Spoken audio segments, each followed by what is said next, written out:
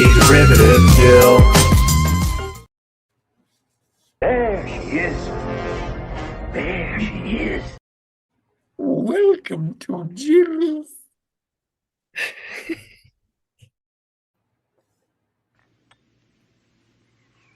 Good tea. Nice house. And if you can't believe it, it's a Friday once again. Greetings and felicitations. Look sharp, feel sharp, be sharp and listen, mister. How are you fixed for blade? Do you have plenty? How are you fixed for blade? You better not.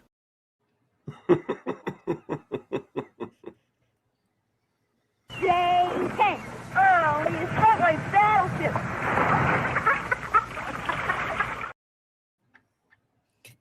Hello and welcome. It is the second Battleship Month.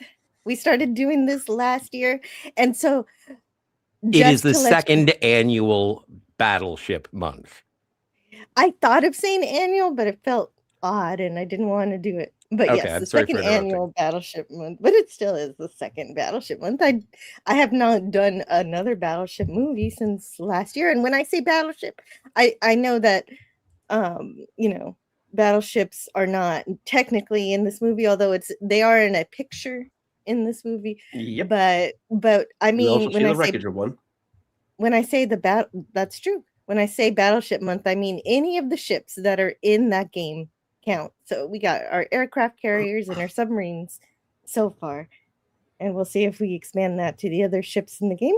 But that's where we're starting. And Final Countdown is a great combination of Battleship and also a little sci-fi, little phenomenon or anomaly that just randomly happens. Phenomenon. Phenomenon. Yeah. Sorry. Yeah. So anyway, the Final Countdown is all about a girl reuniting with her dog who got lost over time. Yes. And but what are the chances I get 2 Twilight Zones in 1 week? This is great, featuring a really cute dog nonetheless. So this is great. I like this movie. It's really good, but also I would have liked a better ending. It's like it builds up to something awesome. You're just like, oh, this is gonna be great, and then it's like, oh, okay, that happened. But No payoff. Yep. but I still like it. And I was surprised to find out that the song has absolutely nothing at all to do whatsoever with this movie. Yep. But it doesn't mean it wasn't in my head the entire time. What I really love about this movie is that a total of 48 U.S. Navy personnel were actually from the actual ship that we're on, the USS Nimitz, were actors in this movie as extras, and even a couple of them had some lines, which we'll look at. And it's of course, getting the full cooperation from the U.S. Navy just made this movie way cooler and more awesome. And they were happy to show off all their cool stuff. And we'll talk more about that in a minute. But I also want to say hello to my panel guests who are going to help me talk about this movie and tell me anything they've learned about it. I know Scotty's watched a commentary, and I can't wait to see what he has to say about it. How are you today? I am swell. Thank you for having me. This is a movie I've known about for a long time. I know it's sort of garnered more of a renown over the years, and I'm pleased as punch to be able to talk about it with people, because I thought it was just one of those obscure Kirk Douglas watch on a Sunday afternoon on PBS kind of movies, and I'm so happy that there is an audience. Well, it is a family movie because his son. This is his son's idea. And it all just came together somehow with the help of the Navy and his dad. What's his name? Peter Douglas. Peter Douglas. Yeah, Peter Douglas, producer of the movie. This is his movie. And hello to Gavin Unit. He says, first, although last night, I hate to say it, but Old Man Bird and Canadian Spider-Man did say something. I forget what. Nordapupus, Cuber. Hello. Sorry that I'm an hour late. I fell asleep halfway making through the slides, so I had to make them this morning, and that screws. If I don't finish my slides the night before, everything's all screwed up. Mm. So I did my best to catch up. I just made it. And hi, Dutch Gradient. Yes. Oh yeah, and hello and welcome to the panel, Dutch Gradient. And I can't wait Hello. to hear about what you have to say about the movie too. Yeah, I got carried away with the chat. that's perfectly understandable. I watched this movie multiple times in my youth when it would air on one of the syndication channels in the area. Not one of the major networks. It was always on one of the syndication channels.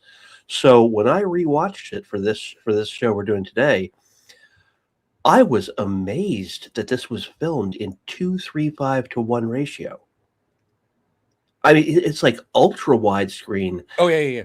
And the scenes are so static. Like they don't utilize the ultra widescreen even in the combat shots. It's like that this could have been done better. Or at least it didn't have to be wide. And that's why it works so well on television. Oh. Okay. Because television is only 4:3, Interesting. but you can crop out half the screen and you don't really miss anything. So this was directed by Don Taylor. Is this something that he's practiced in doing? I don't know. The only ones he's done that I know of are Battle for the Planet of the Apes and the first Sam Neill movie I ever saw, The Omen, Damien, The Omen 2. Oh, okay, great. Yeah, he's done. Anyway, and this was his last theatrical direction too. And after this, he did subsequently. Yeah, he was primarily a television director. Very nice, very nice. And we've also got Baxo Jays is here. Hail. What up, Good to Baxo? see you. I lost all track of time and I thought I'd missed the start. Well, you would have if I were on time. So you were late perfectly. We met in sync. I should have made like a blue swirl that I could just turn. Oh yeah, that'd have been cute. Sorry about that. Well, that's okay. That's extra credit. No, you are on time, Franco. You went through a time vortex. Mm-hmm. Yeah. And he's got time to make a cup of tea. Oh, I got my coffee here. Okay, now's your chance, Scotty, to sing. Ba-da-da-da, ba-da-da-da-da, ba-da-da-da. Magic. Yep, it's the final countdown. All right, so We got that out of the way. Yeah, thank you, Gavin, for helping us get that out of the way. I can't help it. I just always thought that they were related, but not at all. It's so crazy to find that out. Sort of Poop as Cuber says, if anyone is interested in this movie from a naval aviator's perspective, watch this YouTube video. That would be great. I wish I would have known that yesterday. I would have watched that. To prepare for this. Not that I would understand it. Oh, I'm sure you would. Keith E. Hello, Franco and Snortopupus. Well, I know Star Trek jargon, but with the Navy jargon, I need the analog. So to get me to understand the Navy, you have to say, like general quarters is red alert. So, see, you knew that. I know that because of the movie. See. The Outcast Creative says, love this movie. Great score, too. Got a dash for a hospital appointment. Otherwise, I'd be on. I'd love to have you on for this. This movie it's got a very simple plot, so it lends itself to just wild tangents as long as they're relevant to what we're talking about in general. And it would be so great to have you on, but I hope your doctor appointment goes well. And he does say later on in the chat that it is nothing serious, so that's good. And if you come home and you decide you have a moment to join us, we'd really like to hear what you have to say. And Yeah. so we've also got Keithy saying, Lance, that was a pretty long stream today. Oh, nice. So Gorilla hasn't seen this movie, but it looks like a lesson on why you don't touch our effing boats. Okay. That's a reference to a military YouTube channel where he's basically is like, "Well, that's what happens when you touch our f***ing boats." Okay. That sounds fun. Alan Trioscillator, hello. Hey, Alan. Good to see you. Me likes this movie. Saw it in a theater in 1980. That's awesome. You got to see it in the theater when it first came out. That must have been something special. So you were one of the 7 people who saw it. 7?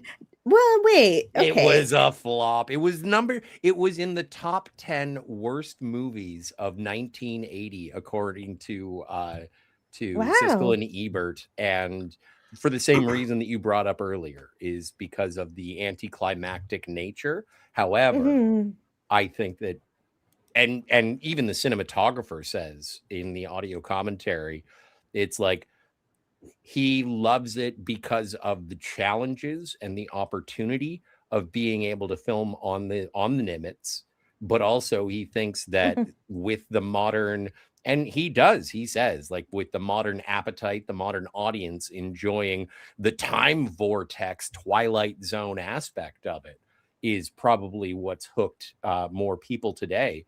But yes, there's yeah, exactly. This movie that's why I was like it. This movie was a financial disaster from production to release. And yeah, really? so god. Yeah. It only screened on 681 screens total. Oh, well, that also can hurt it if it didn't screen as many. But how does that wash with the fact that it had $12 million budget and a box office take home of $56 million? Well, that's not super great, but it's not like they totally crashed. That's not what I'm reading here. What I'm reading says it only pulled in 16.6 in the US and Canada and 3 in Germany. Yeah, I was seeing it. So where is that? Where does this number come from? That's on let's put this in perspective. Mine's coming from Wikipedia. So and my idea is but it's coming from Box Office Mojo. But then also don't forget, and this is something again that is kind of lost when assessing budgets today, but also it is something that was very much a reality with the advent of home video. And so over the years, if it has garnered a cult audience, which I don't think is unfair, then it's probably because of broadcast, home video, DVD, things like that. Like what was it? The cinematographer was making references to he was mixing up Quentin Tarantino and James Fantino. And so I think the audio commentary was in like 2000 between 2000 and 2009. Okay, you're right. It is 16 million. I don't know where I pulled that number out of. And that's just US and Canada. Yeah. So overall, it looks like it made 20 mil on an 18 mil. Yeah. So that's not so good. Not great. No. It does technically not a flop, but definitely was. It is. You got to make double. I thought a flop was when you actually lost money. Breaking even isn't necessarily something to. Hey, Mom. Although Jill is right, you do have to make double. So yeah, it is a flop. Yep. Yeah, Scotty was right the first time. So, but it's still a really interesting, great movie. It had me the whole time. Anyway, despite what I think of it, and it helped inspire some people to even join the Navy. Apparently, it was part of their recruitment. And one weird thing about this movie was Hungry Bandit for glorifying the United States Armed Forces. And people had to bootleg it on VHS, which I think is kind of funny. And then they also, when they did circulate it, the Russian trawler was edited out, which is Like, did they keep the dialogue or what did they scrub? I don't know. That's really strange. That's kind of weird. Well, it's Yeah. also so minor. Yeah. I was hoping the Russian trawler was going to mean something at some point, but or they have to work together or something. I was like, any sci-fi, I always like the enemy mine kind of situation, but we didn't get that. Philip Leavenworth says, this is one of my favorite movies thanks to my dad. This is when I when I watch this movie, this is a movie that I watched because of my dad. And so when I do watch it, it's always like, hey dad, guess what I'm watching? I must have been about Oh, go ahead.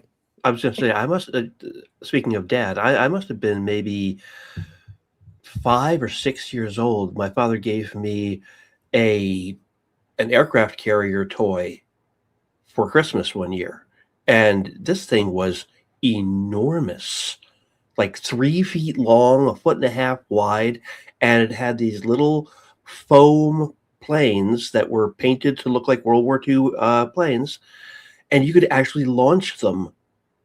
One with this, one off the main runway with a crank, and one off the side with a rubber band launcher. Ooh. What? Oh, you had that giant playset? Yeah, this would have been like 1975, I think. Wow. So I've 5 heard years for this movie. people- Yeah, you got a big toy. That is amazing. Yeah. Philip Leavenworth says, I think I would have loved for them to actually change the future, but I get it. Though there's a series of books called Weapons of Choice that depicts an aircraft carrier going back from 2020. Yeah, I would have liked like a Yesterday's Enterprise kind of thing happening with this movie where they changed it, but then or mixed with City on the Edge of Forever, where and it's like you don't mess with time. Okay. It would have been cool if they messed up and due to their actions, Germany won, and they have to go back. They have to figure out what the anomaly is, make it happen again, so they can go back and undo their error. But of course, that would be malleable timelines. And as this movie stands, you can't tell if it's malleable or if it's closed loop. So it could be closed loop if you want. Well, I mean, I still also subscribe to, and I know everyone hates this nowadays, but the idea that if you do go back and make a change like that, you're not changing what you came from. You're creating a new timeline. Okay. That's another theory that it could be if it is intended to be malleable, that it's really multiple timelines and going back in time. Since you can't change history, you make a new timeline, and so you can do what you want, and it doesn't matter. I'd like to preface this statement with the fact that I do enjoy this movie, even with its anticlimax, because I and we'll get to there. But also, this is one of those movies where it's like, okay, so if the vortex never showed up, what would have happened? And the answer is nothing. Nothing happens in this. This is almost of Donnie Darko proportions, which is interesting because Catherine Ross is in both Donnie Darko and The Final Countdown. But or also Year of Hell. Or but nothing happens. Nothing happens. Well, no, something does happen because nothing happens. Aranax, he does end up being defeated and thwarted with his time ship. So something. Yeah, but he's going to do it all over again. Well, he doesn't. Maybe. Okay, guys. Yes. Joe was right the first time. The 56.6 is correct. According to the numbers, it only did 16.6 million in the U.S. and Canada, and it may have only done 3 million in Germany. But total international was 40 million. Box office? Yep. Huh. So it made 56.6 million overall. Okay, that's not bad. Not as bad, thanks to the rest of the world that like the movie better. Milton Bradley's great game of strategy. It's loaded with action and suspense. You sank my battleship. Yeah, G4. Anyway. Did I see this show before or after? I got lost in time. Well, we're jumping all over the place today. Another film. Yes, that was a flop. That was a bad Steven Spielberg movie. Oh, It could have. 1941? Yes. It seen wasn't it? bad. It was a flop. Oh, it was both, to me at least. No, you know what? I this is a tangent, but because we are talking about 1941, Tangents. Okay. the thing is that is it I need a good? tangent button. Not really. Is it shorter than It's a Mad World? Yes. And which is better, 1941 or It's a Mad World? I would say, just in terms of the people that I enjoy watching, I like 1941 better. But yeah, I think that's why I'm not too upset at this movie, because it's not too long. Yeah, that's Franco true. Walker says 102 minutes. they could have had a different outcome to real life at the start of the film, and at the end of the film, they could have changed history to match our reality. Just a thought. Interesting. This movie looks great because this film could have taken place between 1969 and 1995 because of changes in the uniform after the late 90s dates it. Well, yeah, I think one of the things that's different today from yesterday is that you used to be able to have a full beard, and this movie has a lot of those nice navy beards that we're going to see soon. Yeah. Well, what was it? In 1973, they said, you can grow a beard. And then in 1984, they said, no, you can't. And also, thank you for the $5. Grissom Pardo. That's amazing. I was very sad to find out that the Jolly Rogers squadron disbanded in 1995. That's you see the F-14 with the skull and crossbows on it. That's the F-84, the Jolly Rogers, and they disbanded. I was like, "Wow!" Oh, I'm Darn sorry. you, Yoko. Oh, is it her fault? I'm kidding. Okay, Snorta Poopus says, I like this movie much more than Top Gun. And it does come out before it also. It has more of a plot. I don't know. But gotta go. It is just collapsed. Oh, cart just collapsed. Oh my gosh. Yeah, pay attention to work details, Gorilla. They need you. Sorry, Scott. What were you going to say? I was just going to say, I think this is the movie that, like the Final Countdown, did have the full support of the Navy, and I think so did Top Gun. Yep. But when everybody thinks of the first movie that was completely, supported by the U.S. Navy, they think of Top Gun, but they don't think of this one. No. Yeah, they should. They should absolutely think of it. Wow, Bruce Lombardo's been a member for 12 months. Thank you. Thank you. A whole year. Thanks. I appreciate that. Yeah, the U.S. military nearly just told. Oh, actually, they did tell Hollywood go pound sand after Dr. Strangelove. Oh yeah, I mean, think about it. Let's say you're the general that approved the use of military hardware and locations. And the whole movie is doing nothing but making fun of you. Right. I'm chuckling at the military. I'm not chuckling at Dr. Strangelove. Oh no! Okay, but so it took a lot to get the Navy to back an entire movie. Well, they did it. And Philip says, Franco, I got the impression that there are successive different timelines because Tideman is alone at the beginning of the movie, but not in the limo at the end. He's not alone in the limo at the end. Yeah, there's somebody else in there with him. But that's a chronological I thought it was occurrence. a different. Yeah, I thought it was a different time too. Kevin, hello, Kevin. I thought that was. Oh, it is a closed loop because he shows up at the beginning. Mm-hmm. All right. This is a neat movie, but it ignores the diplomatic history of the 10 years preceding Pearl Harbor. You're right. We definitely needed to cover all of that before we started this movie. Well, I think that's something like, and as I've said many times for joining. Before. Yeah, thank you, Darth Plato. But I've said this many times before. I just like seeing people do their jobs in a movie. Full of it. And the thing is, and what I love, what's the name of Kirk Douglas? I'm just going to call him Kirk Douglas. So Kirk Douglas is sitting there and having the philosophical Captain argument. Yellard. Captain you didn't even Yellard. give me a chance. Sorry. Captain Yeller. So Kirk Douglas has this conversation with Charlie Sheen Martin Sheen. Yeah, very And different people. very different, very different. But related. And he says, he's like, Captain Kirk Douglas says, I have a responsibility to make decisions now. Not what could have happened, not will happen, and not what has happened. I am here to command this ship based on what is presented to me in the moment.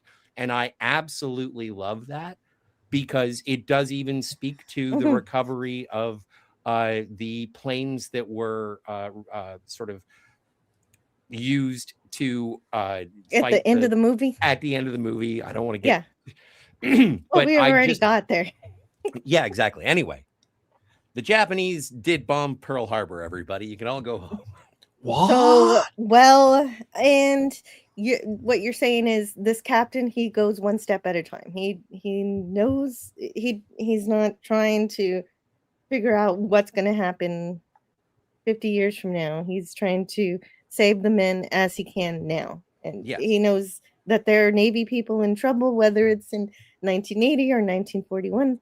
He wanted to save them. And Yes. that was the goal. And I do like that too. So this I movie has remember- great. I'm Oh, sorry, go ahead. I remember as a kid watching it, thinking they should have shot down those zeros. Why didn't they shoot down those zeros? You know, of course, later on as an adult watching, it's like, oh yeah, that would have been bad. Yeah. Well, and this movie has great footage of the last days of high visibility U.S. Navy aircraft color schemes before the schemes got toned down for bland gray schemes. Yeah, right. So to keep the new ones hidden from radar and stuff, and so now they're drab. Yep, Gavin. Yeah, they're pretty in this movie for sure, and the music is pretty dope in this. Not gonna lie, says Flip.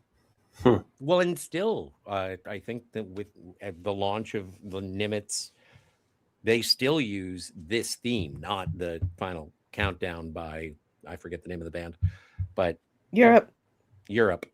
But oh yeah, you mean yeah, that's right. Because all of the ships they use, like if you're on the Enterprise, you will hear the Star Trek theme, and so forth. But this ship has its very own theme song that was made just for it. So why wouldn't they use it? Well, and it is throughout the film, as you listen to it, like tense moments, more triumphant moments, the more defeated moments, they do use the theme from the final countdown in different octaves, tempos. Like it is a almost like Indiana Jones, Star Wars sort of theme that fits as it is appropriate, and the music is great. Bruce Lombardo says, I remember watching this on HBO in 82 or 83. Kirk Douglas in a movie in uniform? Grandma watches this movie and drools. Oh, he looks so dapper. Yeah, for a grandpa age person. Yeah, he extremely handsome. And he also, Kirk Douglas, lived until 103, I accidentally found out. So that's great. It is. If they ever rebooted it, then I'd suggest the change could be that they don't return, at least immediately. I don't.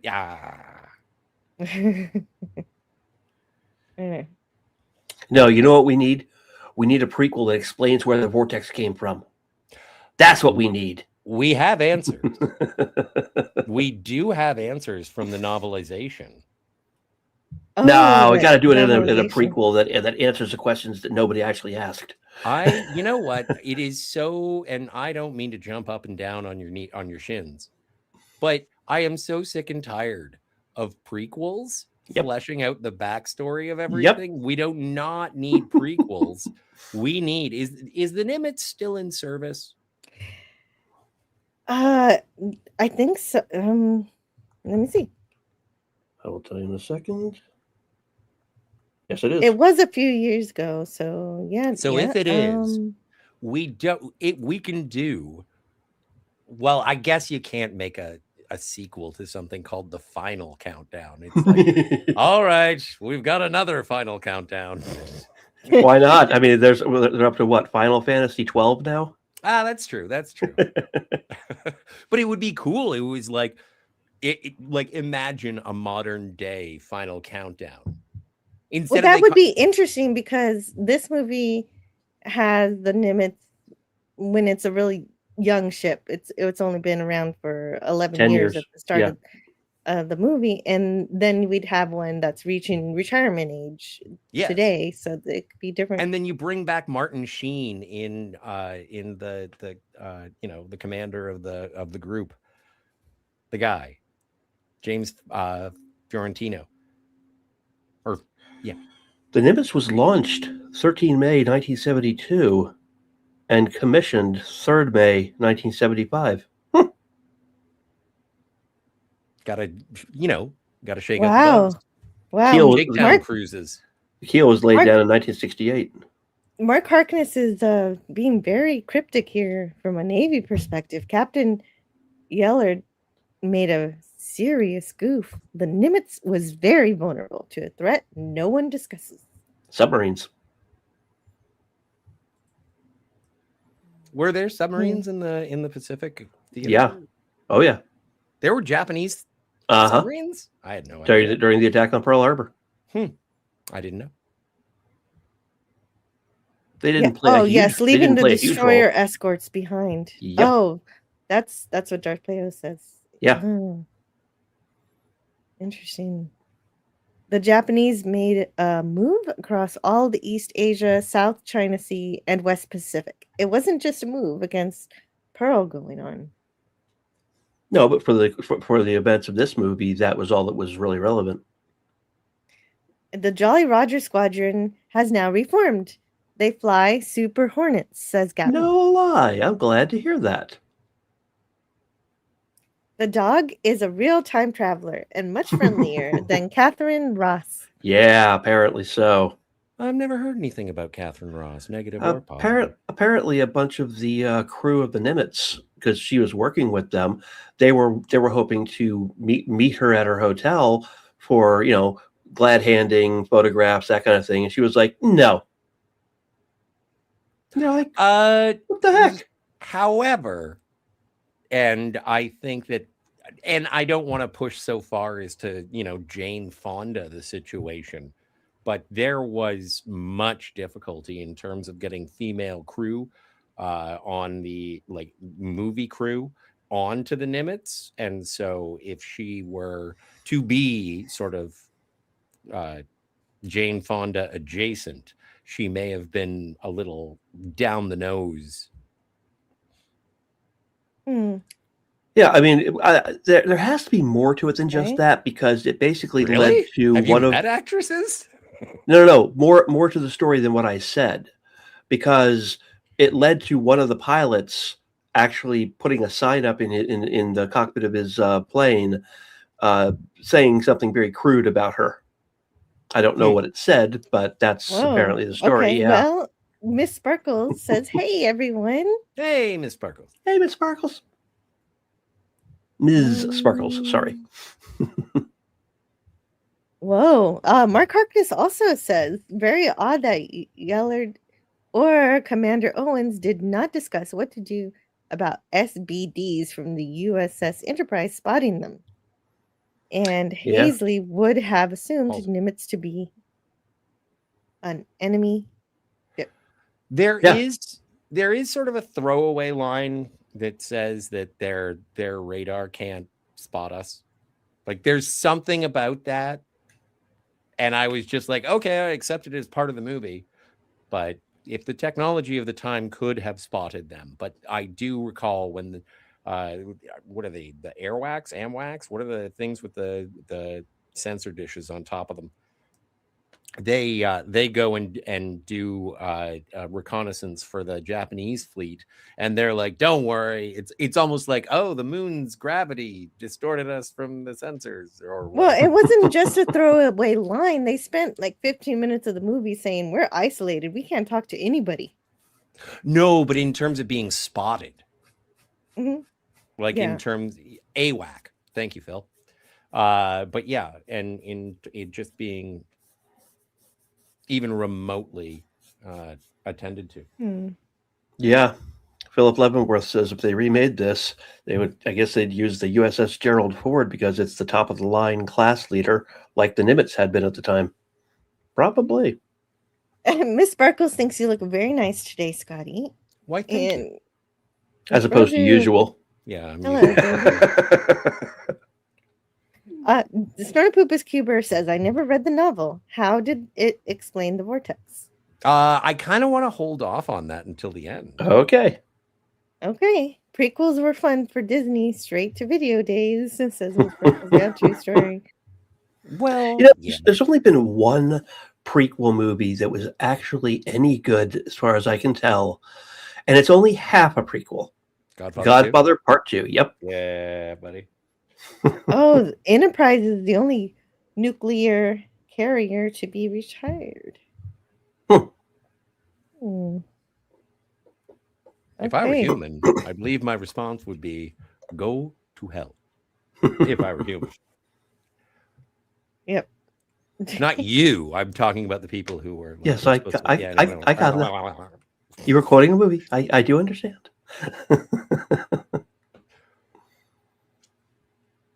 Shall we Dark begin? Play-Doh. Oh. Dark Play. Well, I'm trying to. Oh, Dark catch up with Play-Doh the has chat a first. lot of great historical facts here in the chat that everybody needs to read. They're really interesting. After Pearl, a lone Japanese pilot crashed on a nearby island. This Niahau incident led to the policy of Japanese American internment, and that's awful. We talked about that, the internment of the Japanese, when we talked about George Takei last month.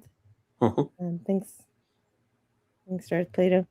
When I was in high school, I met a couple of gentlemen who had been at Pearl Harbor, and they said that what doesn't get discussed is that we actually targeted our own people at various points. There are I don't want to say conspiracy theories, but there are historical assessments of what happened with Pearl Harbor and the idea that it was anticipated as a way to draw the United States into World War II.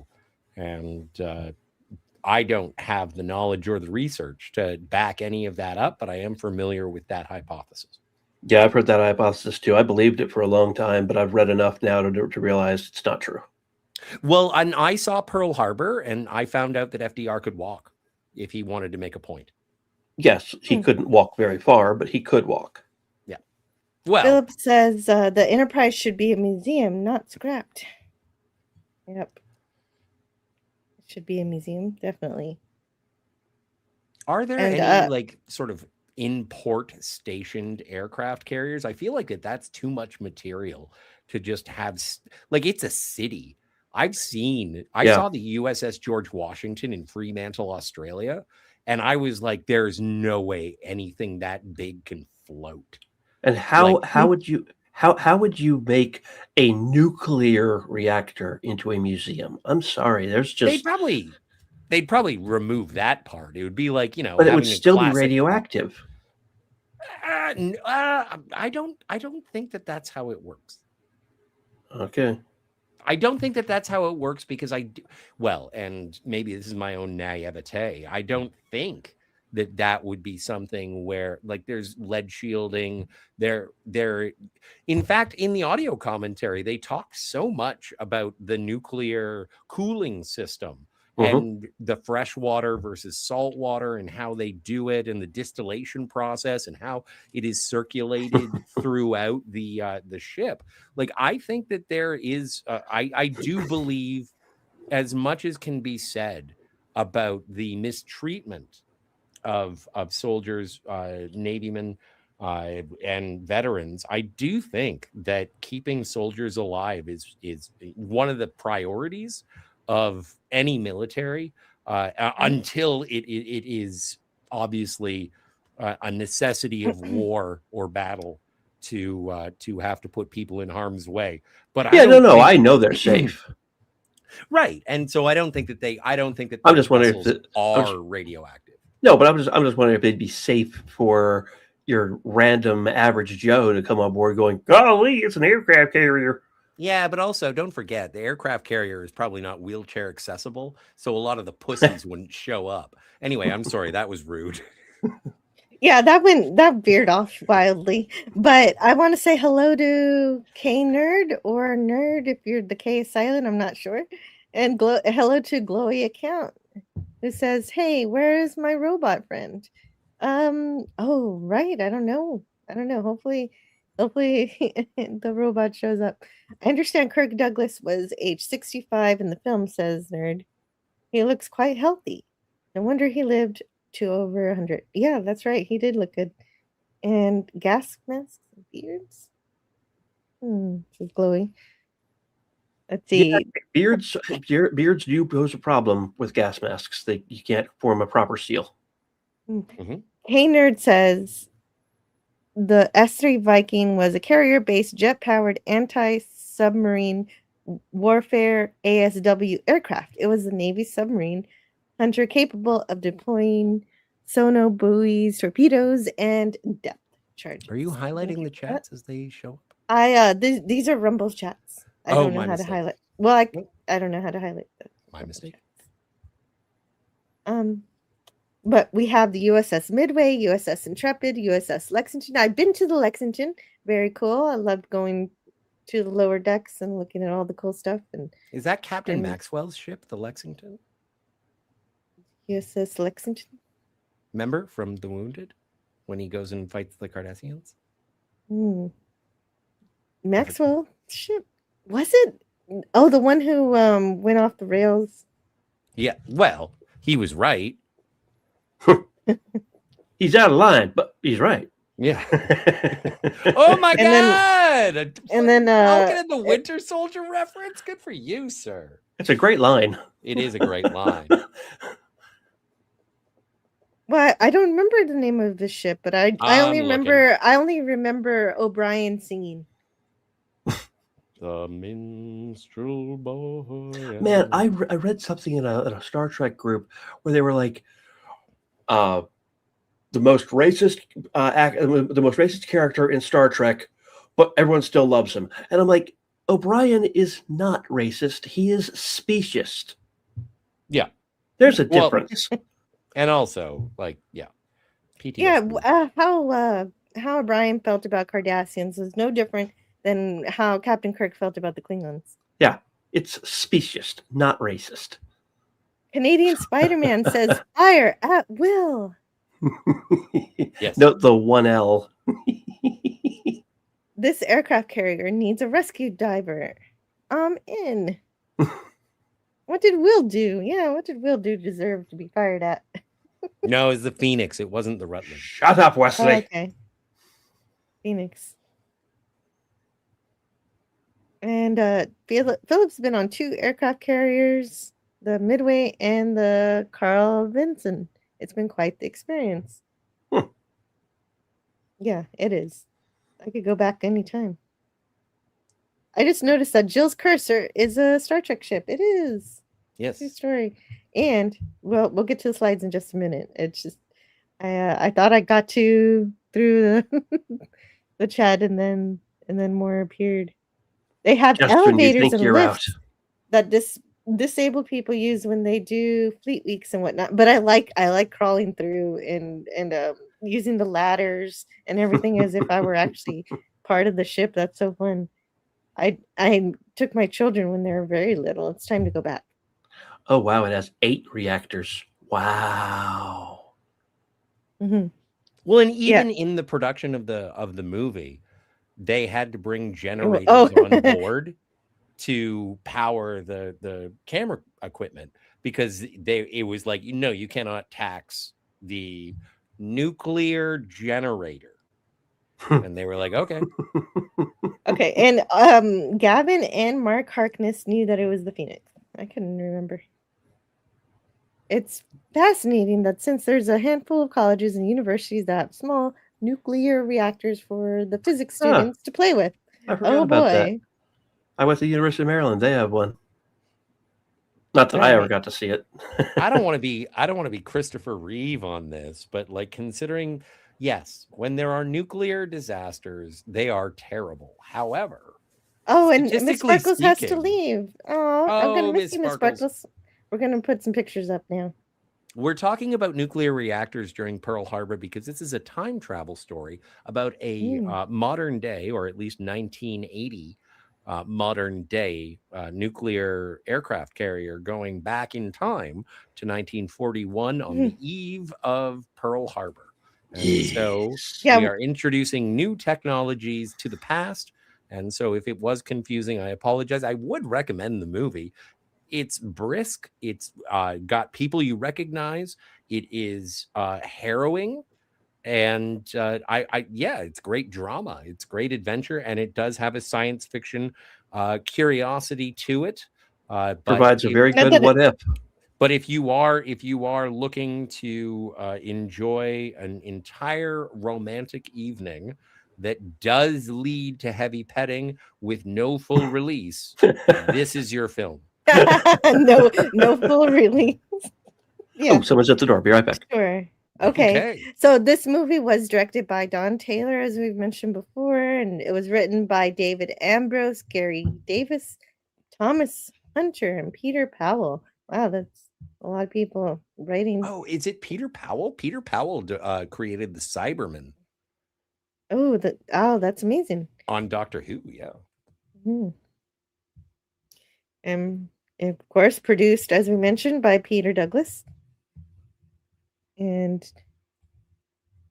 starring Kirk Douglas, Martin Sheen, Catherine Ross, James Ferrantino, Ron O'Neill, and Charles Durning. It has it as the top stars of this one. And Catherine Ross. Yes, because she does need to be mentioned twice. And the release date, it was released on August 1st, 1980. And so, yeah, it's a movie. It was, of course, yeah, as we've mentioned, it had the support of the Navy and it was released, yeah. And it received a Saturn Award for Best Science Fiction Film. Oh, really? Okay. Yeah. And Best Actor for Kirk Douglas. But it didn't receive the award. It was just nominated. It was only nominated, unfortunately. Okay. I was nominated for a Saturn Award in 1980. Hey, but you know what? What? So those critics were saying, you were mentioning the critics, Siskel and Ebert, saying this was the top 10 worst movie of 1980. At least they didn't get Razzie Awards. Yeah. Well, So, Razzie Awards didn't start until like 1988, I don't think. Oh, okay. I didn't know how far back it went. But yeah, also, This is one of those things where, like, I respect Siskel and Ebert incredibly in terms of their sort of perspective on a film at the time, but that doesn't necessarily mean that they are the be all and end all of film criticism. Much the same way as anything. If it connects with you, and it connected with me, like I like this movie a lot. Yeah, I do too. Okay, it was filmed in the Atlantic, not at the Pacific Ocean where it takes place. Yes. That's oh, funny. Can I say something about this shot? Sure. This is you have something to say about the shot. Yeah. Oh, this is the second attempt at this shot because they were trying to get the launching. I don't want to say afterburners because you don't do that when you launch, but they wanted to get an up close of the engines. And they were like, you probably, and they did it on land. You couldn't, they said, no, we cannot authorize this on the aircraft carrier. They wanted to start it with this launch. And they said, okay. And they were like, well, you probably shouldn't. It's not a good idea. And so the director of photography, when they had everything set up, the camera operator was there, and he said he watched as the plane took off, and the camera operator, the film loader, and the Oh. camera were just tumbling like tumbleweeds off to the side, off of the runway. Yep. And so they did actually have to be like, all right, all right, all right. So they reset everything. I don't know if they broke the camera. The director of photography said, no, we didn't break the camera, but whatever. And so he said, yeah, no, we had to go dramatically back from where they wanted to film it from. And so this is the second attempt. Yeah. By the way, Scotty, I was listening as I was. I made a drink while I was down there too. I was listening to what you were saying. Razzies actually started in March 1981, covering the 1980 movie season. Oh my!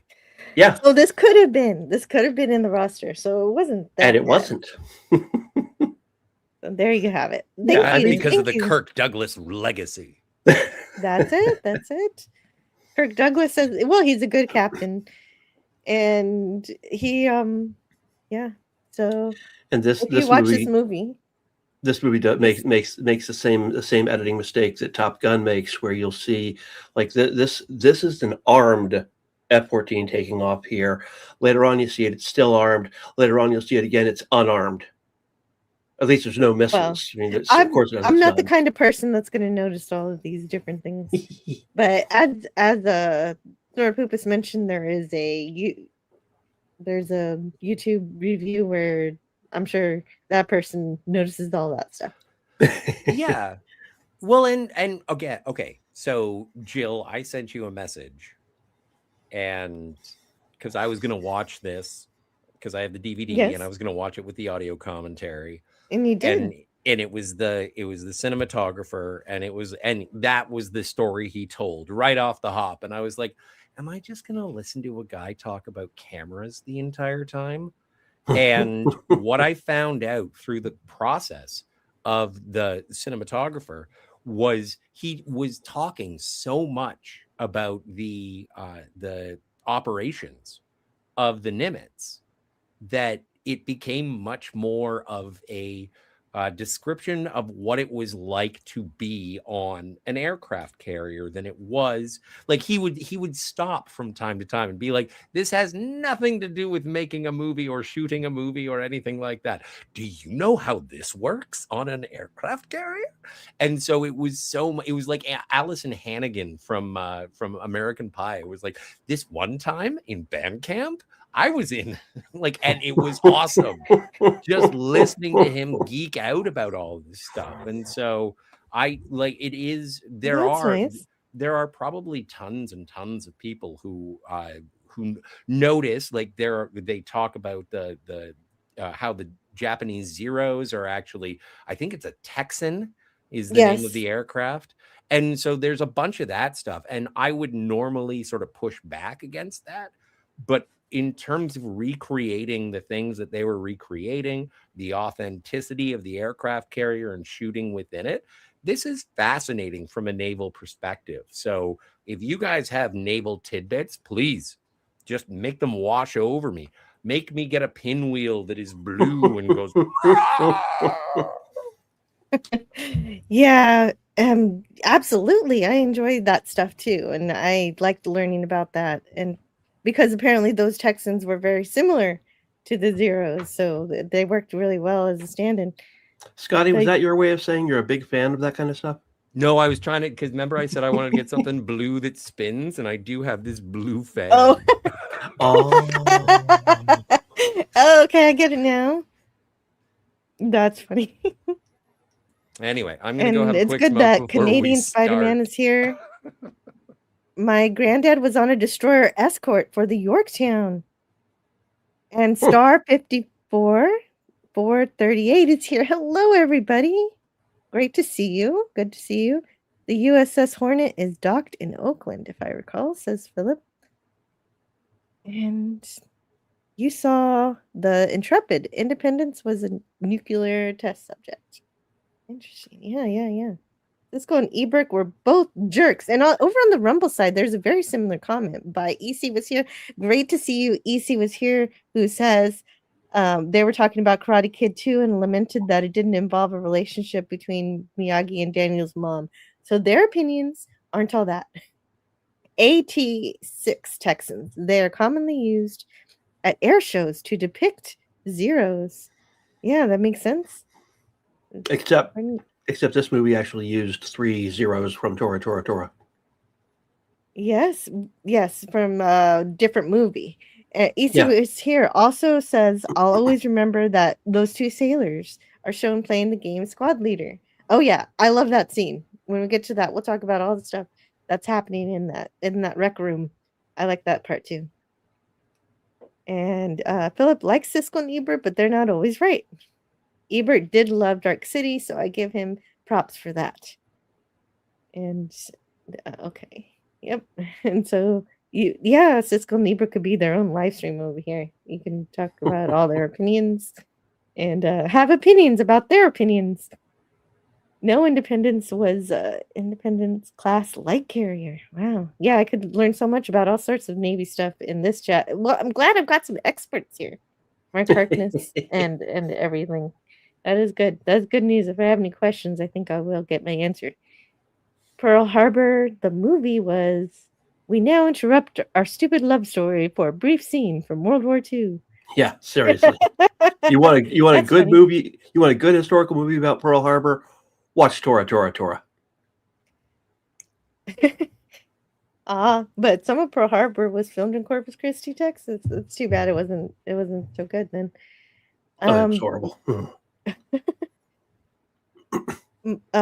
Philip's grandparents were in the Korean War. They would have been 10 or 5 when Pearl Harbor happened. My father was 5 years old. World War II. My father was 5 years old when it happened. My mom was not yet born. Interesting. All right. So the movie opens, of course, as we saw the jet takes off, and we get the setting, and we start getting the soundtrack, and it's a fun soundtrack produced by Richard R. St. John's, and then we've got Catherine with 2 A's, not an E-R, A-R. Interesting.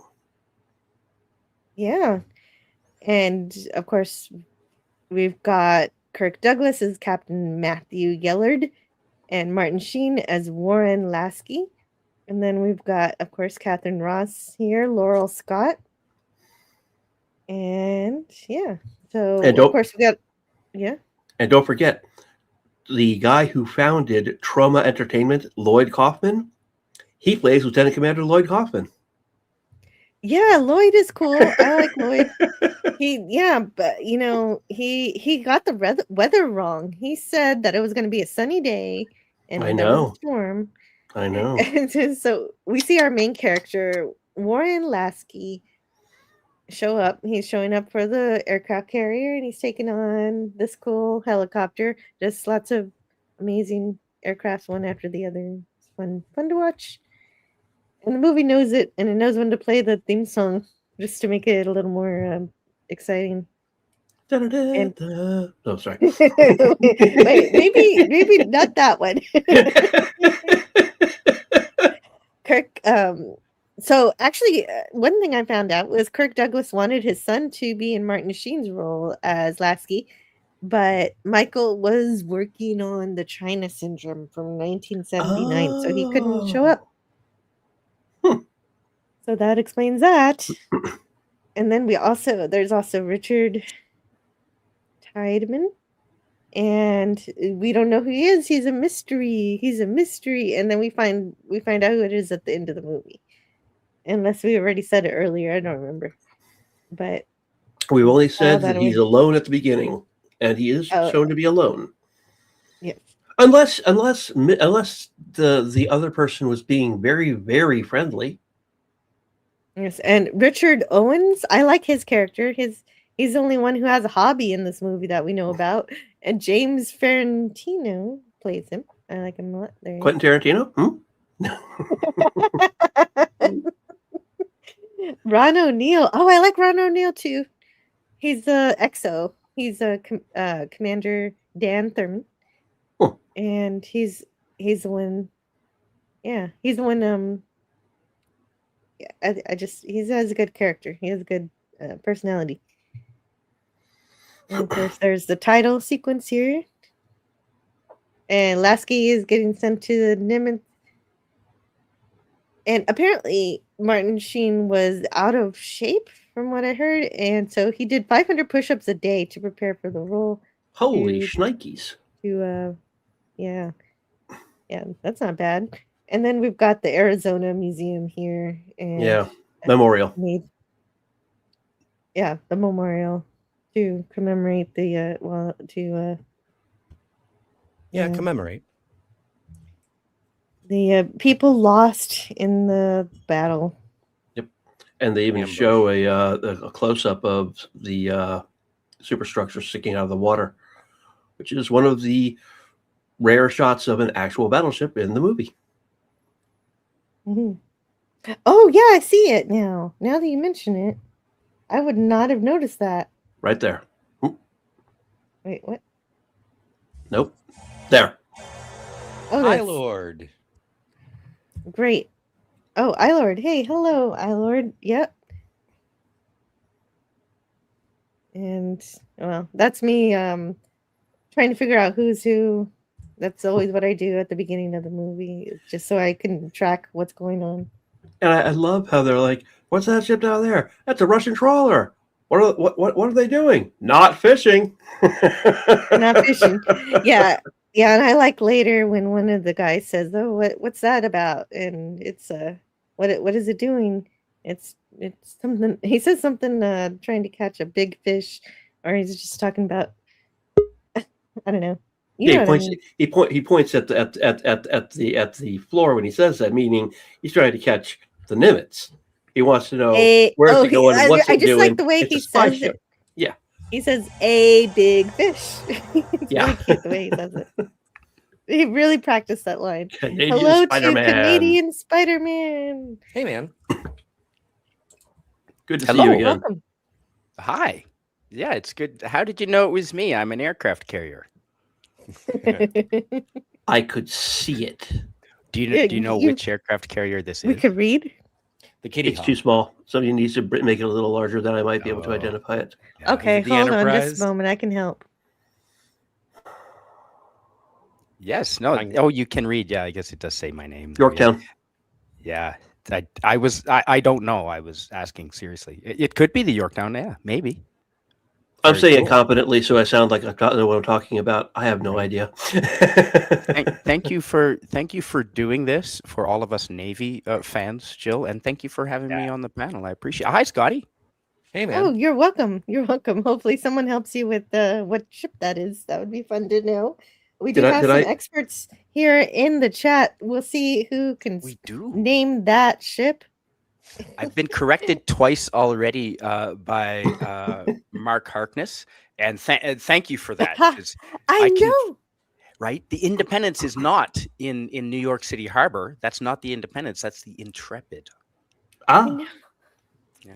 There Hi, were Franco. so many chats that I wish I could read, but I would never start the movie if I just read all of them. But they're all really good, and I'm hoping to retain this chat because it would be a good reference to all of the amazing things they're saying.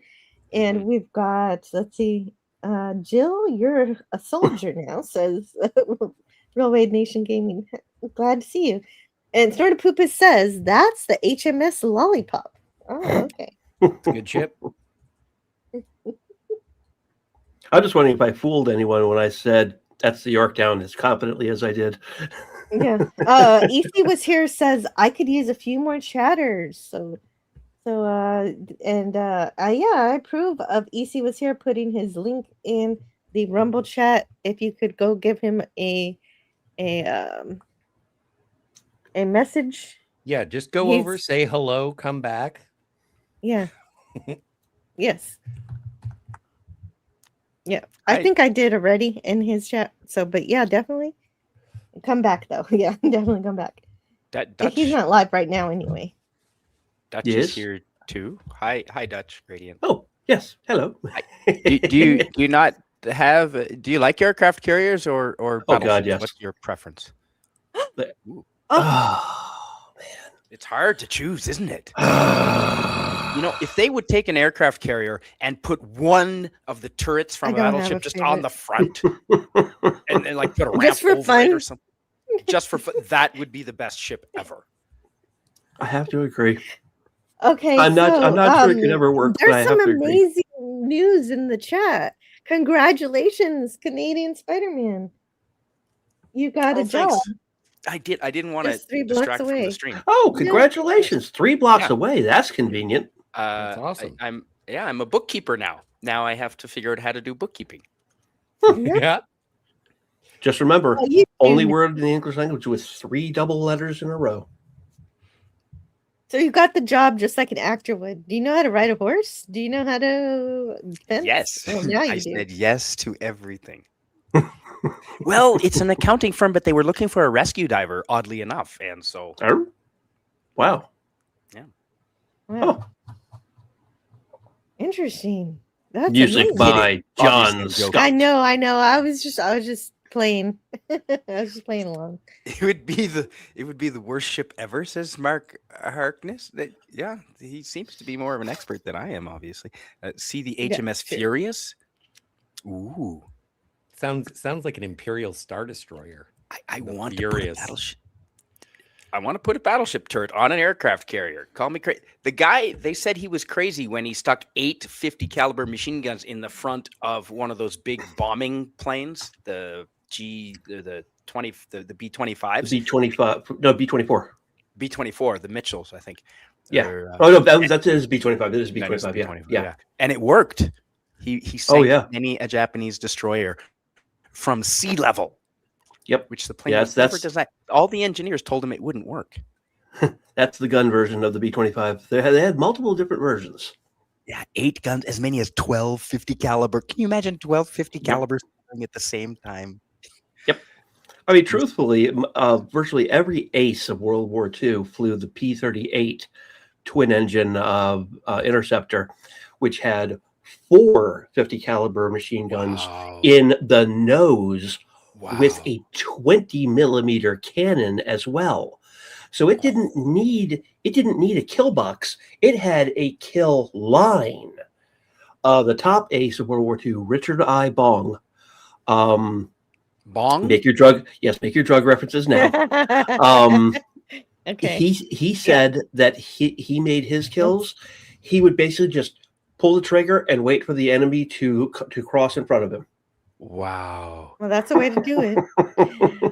John the Beagle Dad says, "Hello, guys. This is a wonderful movie. I watch it frequently. A lot of Top Gun stories out of this because the pilots were real F-14 pilots. Yeah, there was a lot of amazing flying in this movie, definitely. And as we can see, the director of photography is Victor J. Kemper. That is the guy who did the commentary that Scotty listened to. We'll hear stuff from." And Warren is taking his helicopter ride as we get through these credits. And also Lloyd Kaufman, who's an associate producer. He plays the communications officer. He has. Oh, you said he did. Yeah. Troma. Right. Yeah. the founder of Troma Enterprise, Troma Entertainment. So if you have any complaints against James Gunn, blame him. James Gunn wasn't bad originally; he just became bad. Nah, I like him. I know. All right. Yeah. So I like him sometimes. So we get to the carrier, and Lasky is shown around, and oh yeah, another person in this movie that they put in the credits there was Victor Mojica, who plays Black Cloud. Who he's the one who did the weather report. I got them mixed up. And now here's Black Cloud with the weather. Yeah. Oh, then they make kind of a. I felt like I was watching a Star Trek Voyager episode when the captain said, "Were you doing any unauthorized rain dances?" Yeah. So yeah. Yeah, so slightly insensitive wording. Yeah, but Star Trek Voyager did that in episode 1 like more than once. You know what? And that's I understand the idea of it being insensitive wording, but also I would understand as well that these guys have a professional relationship.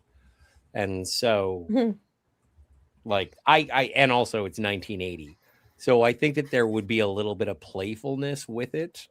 And also he wouldn't trust the meteorological officer to do his job if he was just like, you're just so and so, whatever you call the Indians.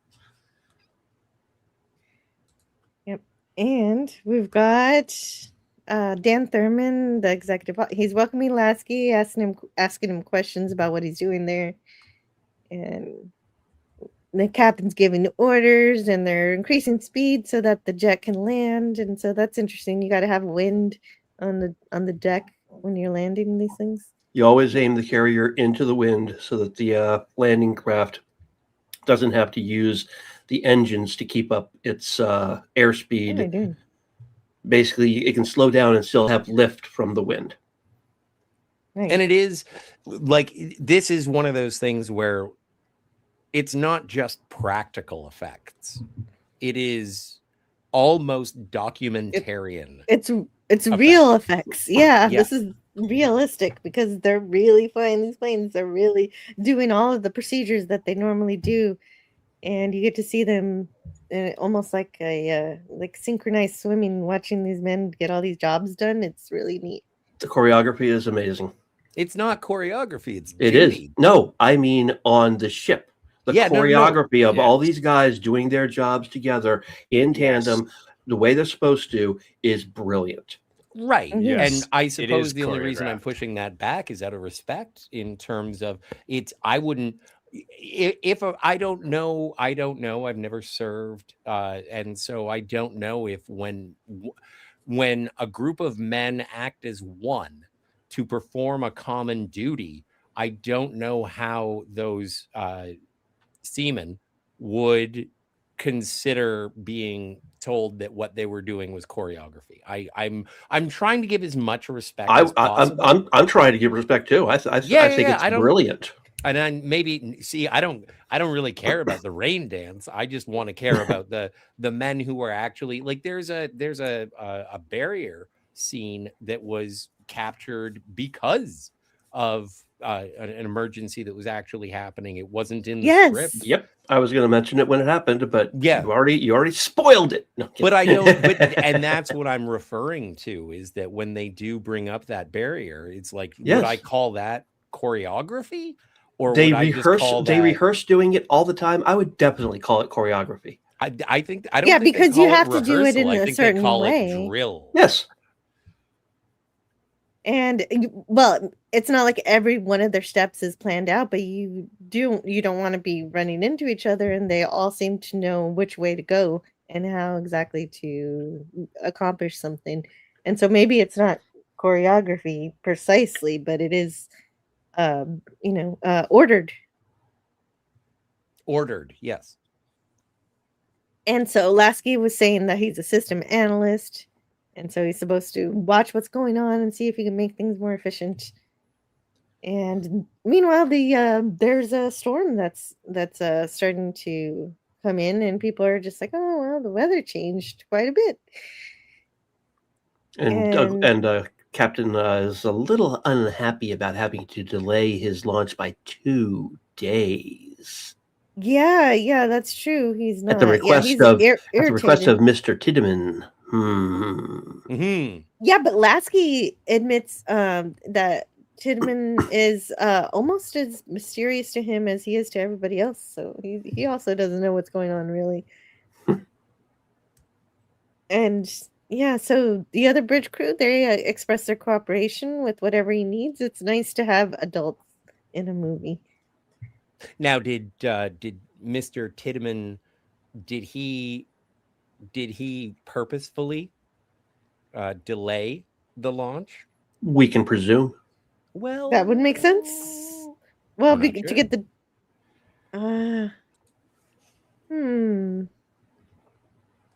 There is a That is fan good theory, but question, I'm we not got to sure get there. either. We got to get there later. I can't go jumping to the end all Yeah, the time. well. Sigvaldison is here. I was disappointed that they didn't wipe out the Hello. Japanese attack, thinking they could have sank all the Japanese carriers too, or most of them.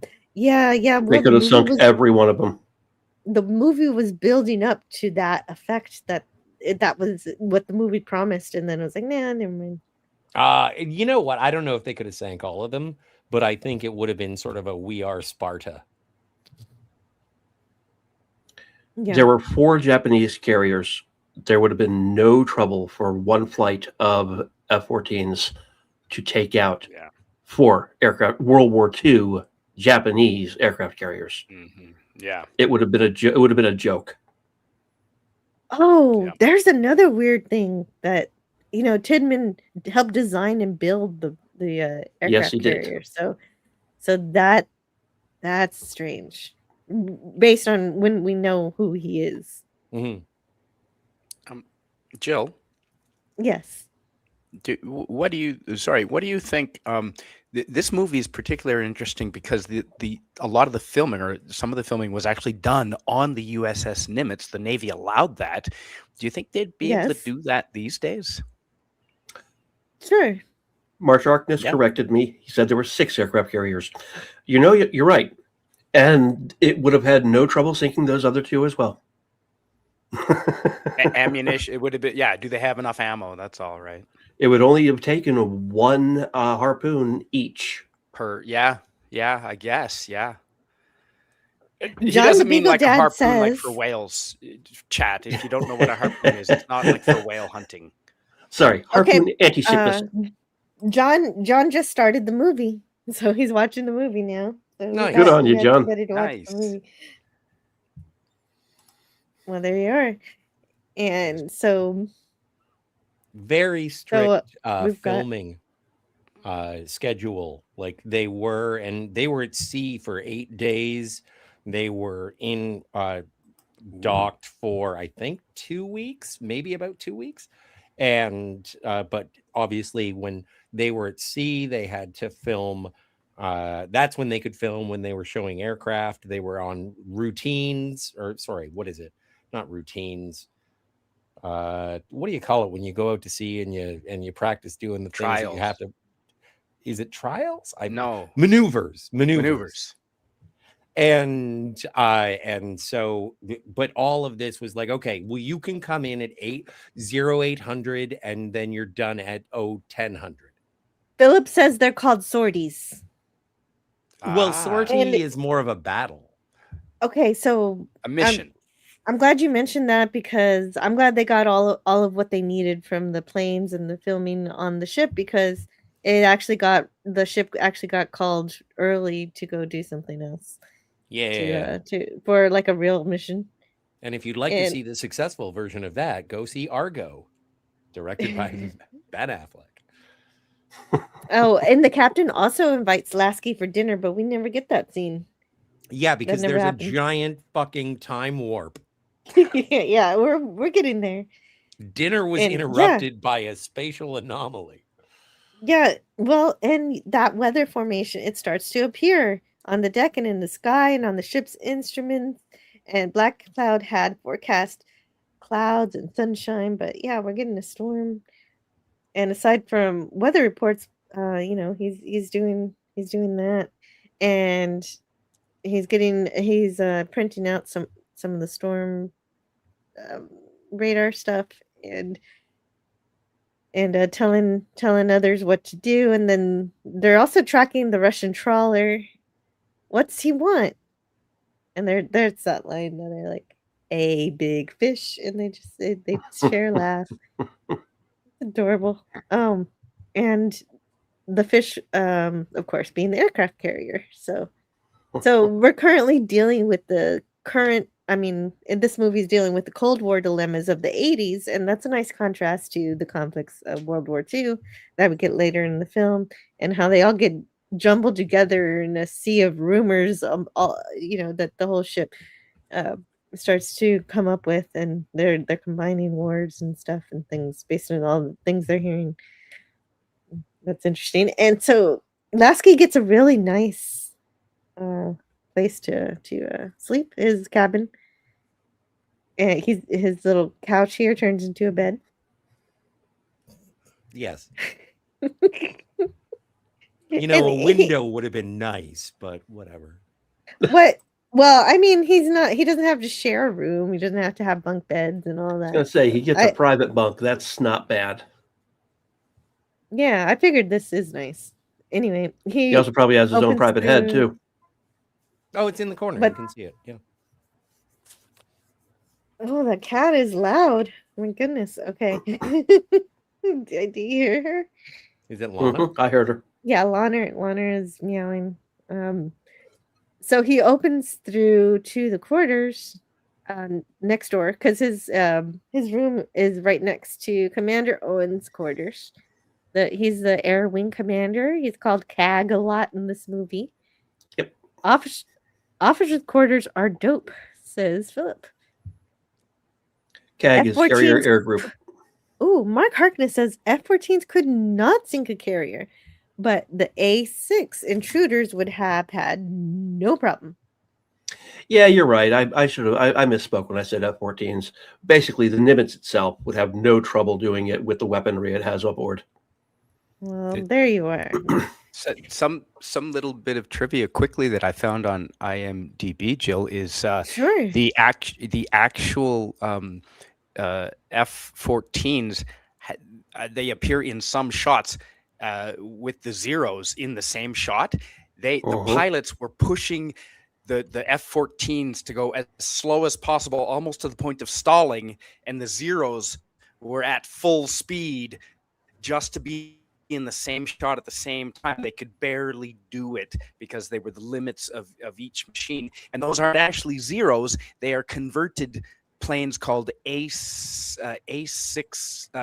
Texans, AT6 Texans, but they're converted to look like zeros. What's wonderful about that trivia is it helped me realize just how incredibly dangerous all the stunt flying that they were doing was. Yes. And one of the other trivias that I like is that some of the sounds come from the scream that the wife made when she saw the footage of these planes. Is that what that screaming was? Yes, wow. And I heard the screaming when I watched the movie, and then when I read that trivia, I was like, oh wow, that makes sense now. I was wondering who was screaming. I thought somebody was screaming in my house. What is going on? Yeah. And yeah, those zeros, they were originally built for the 1970 film Tora Tora Tora, and they were flown by pilots of what was originally called the Confederate Air Force, which is now called the Commemorative Air Force. Well, and they do, yeah. Funny you mentioned not just built, but also Tora. Yeah, some of the. We're getting so ahead of ourselves. We're not even at Pearl Harbor. We haven't even gone. No, we're not. Well, we're not. No, because we're right. Currently, we're in Richard Owen's quarters, and he's got all these black and white photos adorning the wall, the books, a pencil sharpener, a typewriter. I do like the cluttered way his desk is. You know, he's in the middle of a project and doing his thing. And he is a Pearl Harbor buff. And Lasky is nosy, and he is going through all his stuff and reading his manuscript, and I guess that's just what analysts do, is they look through stuff. I don't know if that's what he's supposed to be doing, but anyway, it's a nice contrast where everybody's being professional and good and amazing, and he's the one he's snooping. And there's Sigvaldson says, yes, the USS Nimitz is still in active service as of August 2026. I guess he's answering the question you had at the beginning when you asked, is it still in service? Mm-hmm. Yeah, the captain is then told incoming flights are having problems landing due to the storm. And the captain repeats, he's getting after Black Cloud for the weather report. And Richard is offended that Lasky intruded on his privacy because, hey, the one thing we cherish aboard a ship is privacy. Maybe it's because we get so damn little of it. And so he shames him a bit there. But yeah, as you said, he is writing a manuscript about Pearl Harbor, so he just so happens to be studying and making writings about it. Uh-huh. And one line I do like from this movie is there are always alternatives, Commander, in reference to what he's doing as an analyst, but I think it has a double meaning later on, and in terms of the possibilities of time travel. See, when I heard that after rewatching it, I was just like, "Oh, Jill's gonna love this line because it's like Spock, as Commander Spock always says, there are always possibilities." I But did it love that reminded me line. of that. It reminded me of that. Me too. So Owens tolerates that, but he's like, okay, find alternatives somewhere else. Why do I And I keep like that hearing response. transporter sounds? That's when that- someone knew. Yeah, someone new. And in this case, not Brian says, "Oh no, time travel." Well, we Yeah, already we're gonna talked get about. there. We already talked all about the time travel, though. Yeah, Like- but we have to get to the conversation, the dialogue. Oh yeah, that is some good dialogue. Yeah. Yep. I have a quote from Martin Sheen specifically about. Okay, killing your own don't grandfather. spoil it. You can be Okay, Martin sorry. Sheen, but Okay, don't spoil cool. it yet. Okay. All right. Well, his radios are garbled. Oh, that's right. Okay, so here we've got the aircraft carrier and the Russian trawler are moving right along. Another plane lands, Moving right and along. then we know. Okay, so there's an inexperienced pilot who's having trouble.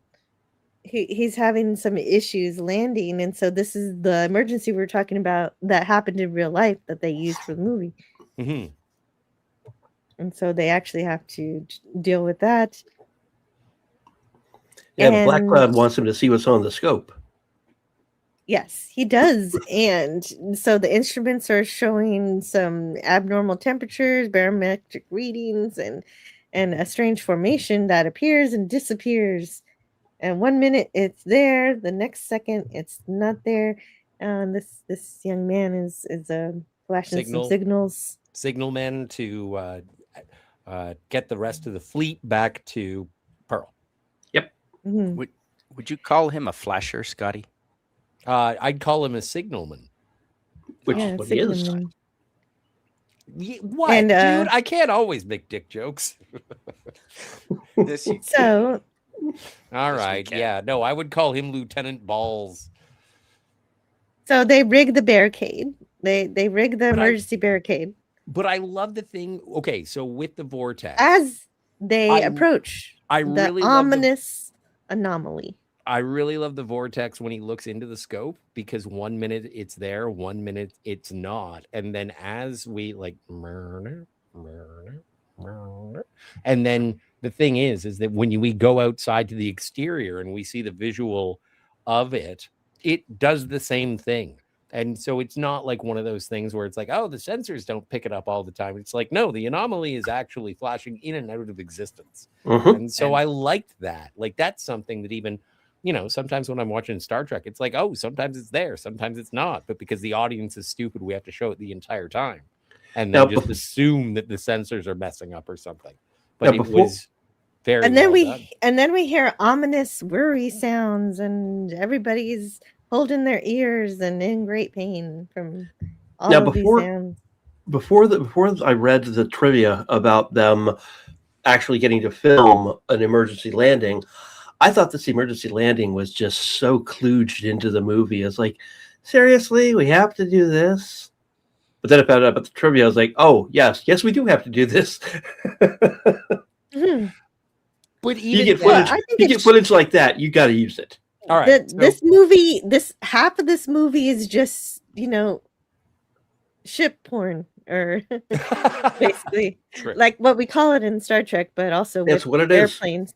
It's so that is part of it also.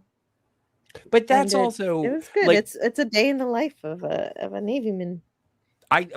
Yes, I think that this is okay. Before I start expounding, how do you feel about the special effects of the portal? Eh, I thought they were great. A lot of people keep saying on the internet that it's hokey or it's whatever, but I think it's my favorite part of the movie. I think it's fun. I mean, you've got it's that mystery science fiction element. My only problem is we never know where it came from, how it was generated, and why it comes at exactly the right point in time that we want. It's no clue how it works, but it I like the special effect. Yeah. Apparently, it was accomplished with a dry ice machine and a nightclub style laser beam projector, Yes. filmed with blue lighting. And the special effects house that was responsible for it was run by Maurice Binder, who was the guy forever who did the opening title sequences for James Bond movies. Ah. But he didn't direct it. He was just sort of the head of the special effects house. It was directed by Anton Furst, who went on to be the production designer for Batman, the 1989 Oh. Batman. And so, and apparently at this point in the production, because they had done all this stuff with like on the Nimitz and on the Kitty Hawk and everything, like this is the last thing that they did, and they were just out of money. And so it had to be stylistic, and it was, from my perspective, I think that they make it both equally mysterious and terrifying. Yes. Like adding a certain level of, oh, this hurts, Yep. but also maybe it doesn't hurt. We just don't know what. It's loud because everybody's doing this. But like, I do think it's stylistically, and it's short enough that it's just like, okay, something weird happened. What's happening? Mhm. And then as we follow the characters, we're like, okay, so what did happen? And so Well, we're in the same boat as our protagonists. And I Mhm. thought and it was really engaging. Well I think said. so too. And also, the instruments are going bananas and spinning. And yes, I enjoyed this very much. Obviously, I got a lot of captures of it. I think it looks great, and it really does make you believe something strange is happening. In the And Anton neighborhood. got a little hot under the collar. Says not Yeah. lying. It's gonna be a hot time in the old town tonight.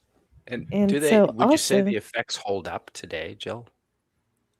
oh, today I might, I don't know. I think it looks good for when it was made, but today is a different story. I think today they probably would have used CGI, but I like that it was made this way. It was Oh, nominated for an Oscar for best special effects, was it? according to IMDb. Huh. Yeah, and Kirk Douglas was nominated for Best Actor. For the final countdown. Yes.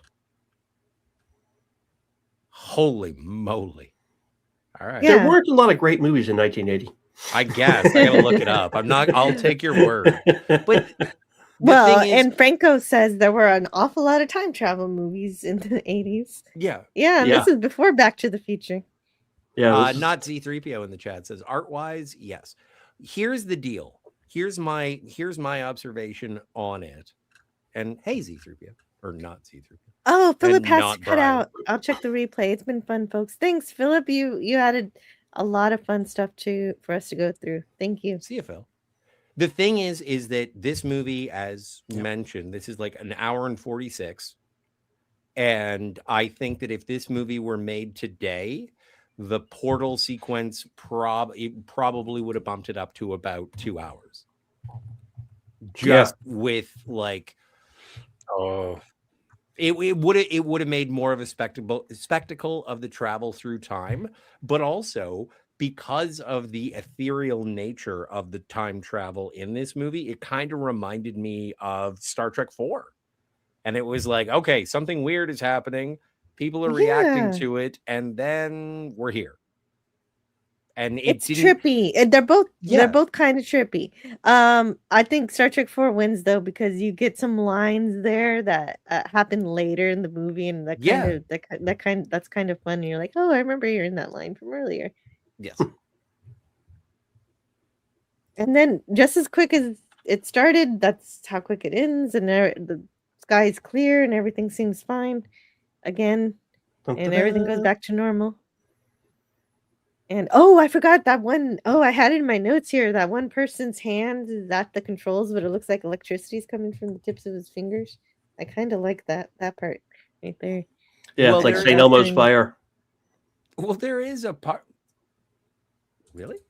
It looks like St. Elmo's fire. I don't. That's what St. Elmo's fire looks like. Not like the real, Like- not the movie. Oh, okay. Yeah, I I'm was talking. confused. Yes. I was like, Forgive me. I'm talking about the static electricity that builds up on aircraft No, when there's they're no flying Molly. second degree. Molly Ringwald and Molly you know, Ringwald. Rob Lowe. Well, and- Gene would be happy if we talked about Molly Ringwald. So would I.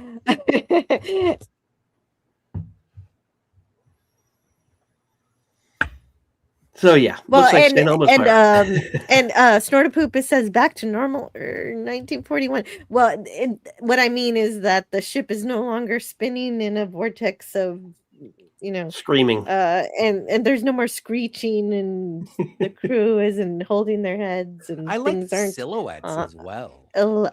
electrified. And And so They didn't shoot any weapons. mhm. They held their finger off the trigger. I'm impressed. Yeah, and they had no idea what was happening. They could have done something drastic. You're right. Right. Your instinct would be just fire all weapons, you'd think. Full What? spread, fire at will. What? Okay. Well, and I do like how So that's a note to not give Canadian Spider-Man the gun. Definitely. I do like how when they are engulfed in the anomaly and there is the screaming, you see the reactions, people are acting as if they're being possessed and they don't know what to do. And and then the radar dish stops. And it's like that kind of visually represents the stopping of time. And there are like crewmen running across the deck because they're in the middle of collecting a recovery of a damaged plane. And that's happening. And everybody's running. And it's this silhouette, which is almost the same thing as like those James Bond opening title sequences that Maurice Binder had done, and then it's over, and then all of a sudden exactly what everyone had been asking for before this started, and it's like clear skies and sunshine, you say, and then all of a sudden it's like it's a beautiful day now. And I love that sort of transition of it's like, well, this is what you wanted. And I do Yeah. realize that the emergency landing has to be here. Otherwise, why did they drive the ship directly into the obvious vortex? They had to put the ship into the wind so that the emergency landing can happen. Right. So you put the whole Yeah. ship at risk for one. No, the needs of the many outweigh the needs of the one or the few. We don't leave our people behind. That is so key to this That's it. movie. So they all die. Well, you know what? It is the captain's responsibility to recover every one of his crewmen. Absolutely. And Well, at so this it particular is- moment, though, they're still waiting for the Corsair because it has it seems to have disappeared along with the Russian fishing boat, but it does come back, and so we Yes. do get to see the landing. Mhm. And so understandably the captain doesn't know what's going on, so he blows a whistle. He has the general quarters. He signals for general quarters, and a man blows a whistle to signal that, and He sounded general quarters. and everyone mans their battle stations, and so it's like red alert, and everyone quickly goes to achieve that order. And it's serious business because they shut down the cigarette store. They've got a cigarette store. Where is that? The commissary. Yeah. Yeah, I know that there has to be food and other stuff there, but the way that the shot was framed, all you can see are stacks and stacks of cigarettes. You cannot Yeah. see anything else. But you know what's Sold really in the interesting store. about it is that I thought about it because again, I watched this once without the audio commentary, the second time with, and I was watching. No one smokes in this. There is one scene where you see them like batten down the hatches and make sure that all the cigarettes are safe. No one smokes in this movie. Well, I guess when they locked up the cigarettes, they forgot about them. I don't know. They even make mention to it again, and it's like people are allowed to smoke again, and it's like no Oh. one smokes in this movie. Those are the first two chats of the live stream. You sink my battleship, said Old Man Bird, and Canadian Spider-Man said, "What a great game." I always like the phrase "batten down the hatches" because it reminds me of Bugs Bunny, where he's like, "And batten down the hatches," and the baby kangaroo says, "I did batten them down." Well, batten them down again. We'll teach those hatches. Not Z3PO says, "Bow sun whistle." Never got good at that.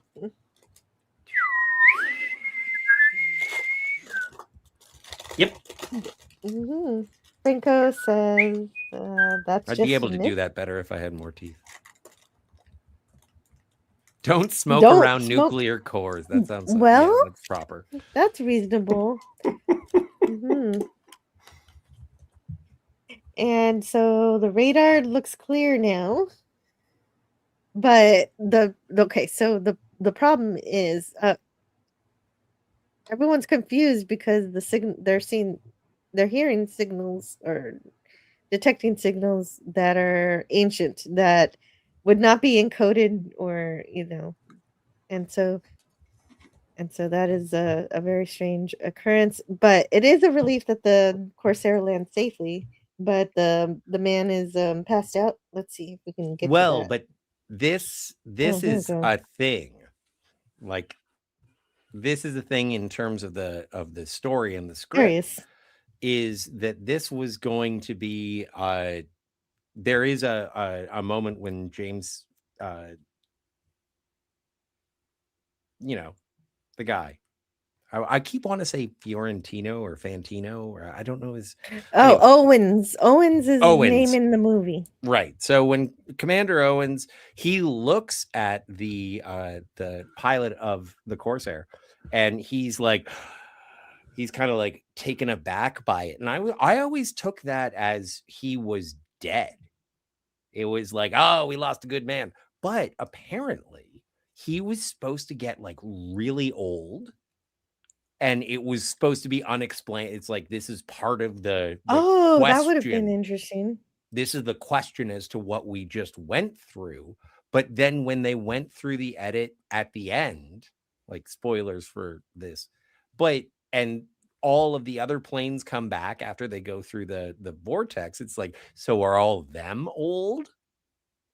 And so they were like, okay, we got to take out the first part because we don't want the second part. Well, we don't want a bunch of, it might have been cool as like, I don't know, veterans in 1980. Well, it's kind of roles. It would also be easier to explain the time travel. That's something that you can't fake, and it'd be proof that something did happen that is unexplainable. Well, we'll get to the end when we get to the end. But and I just thought, I didn't know that he was... died. Like I didn't know that was. I don't know what happened that's to some good trivia. That's some good trivia there. Thank you, Scott. They all respond to the crash, and they got to put out the fire. And you got your blue shirts, and you got your red shirts doing all their jobs. And oh, it's great. Yeah, and it's just preventative nature because nothing is actually on fire. But just thing is the way the plane lands, he can't have been dead before it landed, because he brought the plane down onto the deck and cut the engines as soon as it got down. Yeah, I never got the impression that he was dead, just that he passed out from exhaustion or something. Yeah, and again, had to have passed out after he landed. I just thought that there would be some sort of pickup on that, but then as the movie goes on, it's like, oh, we're not going to hear about that guy anymore. All right, and so it just just became an indicator of how much Commander Owens cares. Yeah. Okay. Yeah. I did think it was a little far. His expression. I thought there was going to be something from that also. You're not wrong. I was like, okay, so show the guy. We're not showing the guy. All right. Commander Owens just cares for his crew. Yeah. That's where my mental process went. It reminds me of a show 5 years after this movie that featured very F-14 looking planes with the Jolly Roger on the tail. called Robotech, where one of the main characters comes back from a fight, and he gets out of his ship, and one of the crew comes climbing up to do whatever he does inside the cockpit, and he looks at the seat and gets this horrified look on his face. He goes, "Hey, look at this," and they don't show what he says. Yeah. Look at this to. Later on, the character ends up dying because he got shot through, and he was bleeding from the open wound in his back. It's like, okay, so I guess the guy saw blood on the seat, and American television can't show that. Yeah, I mean, I'm trying to imagine think a something cartoon here. where a Just a main moment. character dies, and I'm talking like an afternoon daily cartoon. Or like Tasha Yar. Good point. Cartoon, I said. Afternoon. Main character. Hey, nama nama nama nama nama nama nama. Hello, num Hey. num num num. Okay, so Hello. meanwhile, the antennas are functioning, but they can't contact the fleet. They can't contact the Joint Chiefs or anybody else. No matter who they try to contact, they can't. And they can't find the destroyers that they sent off because they had actually said, you know what, destroyers, we don't want the destroyers over here because something crazy is happening and they don't need to be involved. So they send them all away. And of course, they're disturbed. The Russian trawler has vanished. And so, yeah, they're getting obsolete frequencies. And so Yelland launches some ships to check with communications and sends reconnaissance over This Pearl is- Harbor. And he's doing stuff. This is so like, and I understand. It is. I am the son of I suppose a military man and so I do understand that everything is action, like identify something, make an action towards it, assess it. Like there is an order of operations, and oh wow, Quatloos. Yeah. Well, the captain If I could just doesn't know what finish happened. my point before the Quatloos. Like I do really appreciate Yellen being in the moment, cool-headed, calm. And he's like, I have like even when Martin Sheen shows up and he's like, what happened? And he's like, and it is a matter of, okay, well, yeah, we're gonna find out. We are going to do this as we impact it, or as The it captain impacts us. doesn't know what happened, but he's doing everything he can to find out. And Right. And so that is his objective.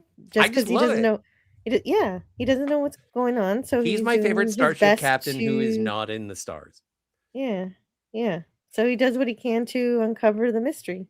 And not Brian, thank you so much for the £5. Yes, to one malleable timeline in Back to the Future, he says, for £5. Yeah. Yeah, that was a fun live stream.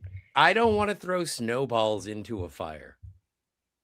Snowballs? No, okay. But the way the movie was written, there were two, and then they merged. And you can hear all about it on our review of Back to the Future from last year when I was wasted. We talked about it for 7 hours, probably. Yeah, I don't know. and I was Maybe it was 5. totally off my rocker. I was talking about incest and shit. Stream killer, yeah. No, but I know, like, yeah, it you would killed make it, but it took £5. it would make more sense if it were multiple timelines. Like if you were gonna understand time travel and apply it logically, yes, the movie needs to be rewritten, and it won't be logical unless you rewrite it. But who cares? It's a fun movie.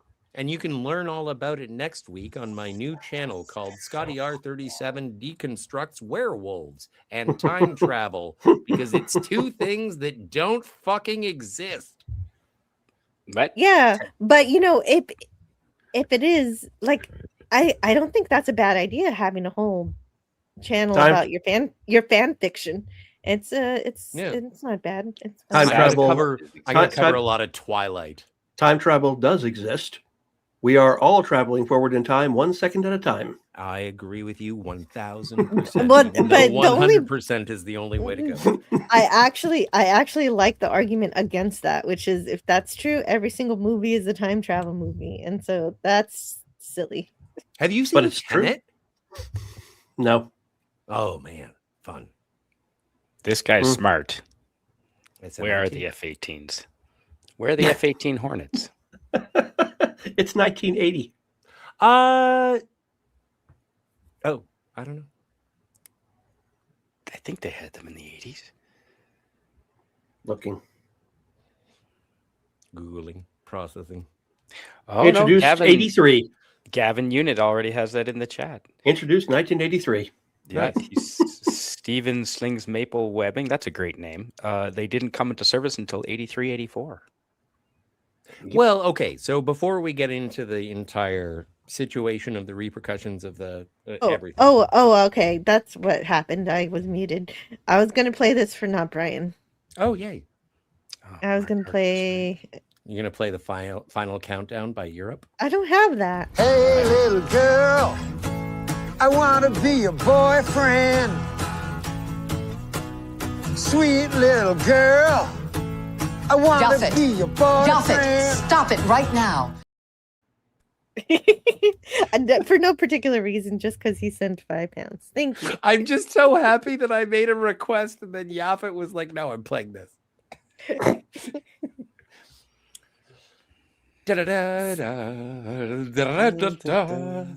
What were you going to say before I interrupted you, Scotty? I forget. I got distracted by Yaphet. Must have been terribly important. It was so important. It It was was going to super solve important. world peace. Yeah. What? And cancer. And cancer. Gavin And the common Unit. cold.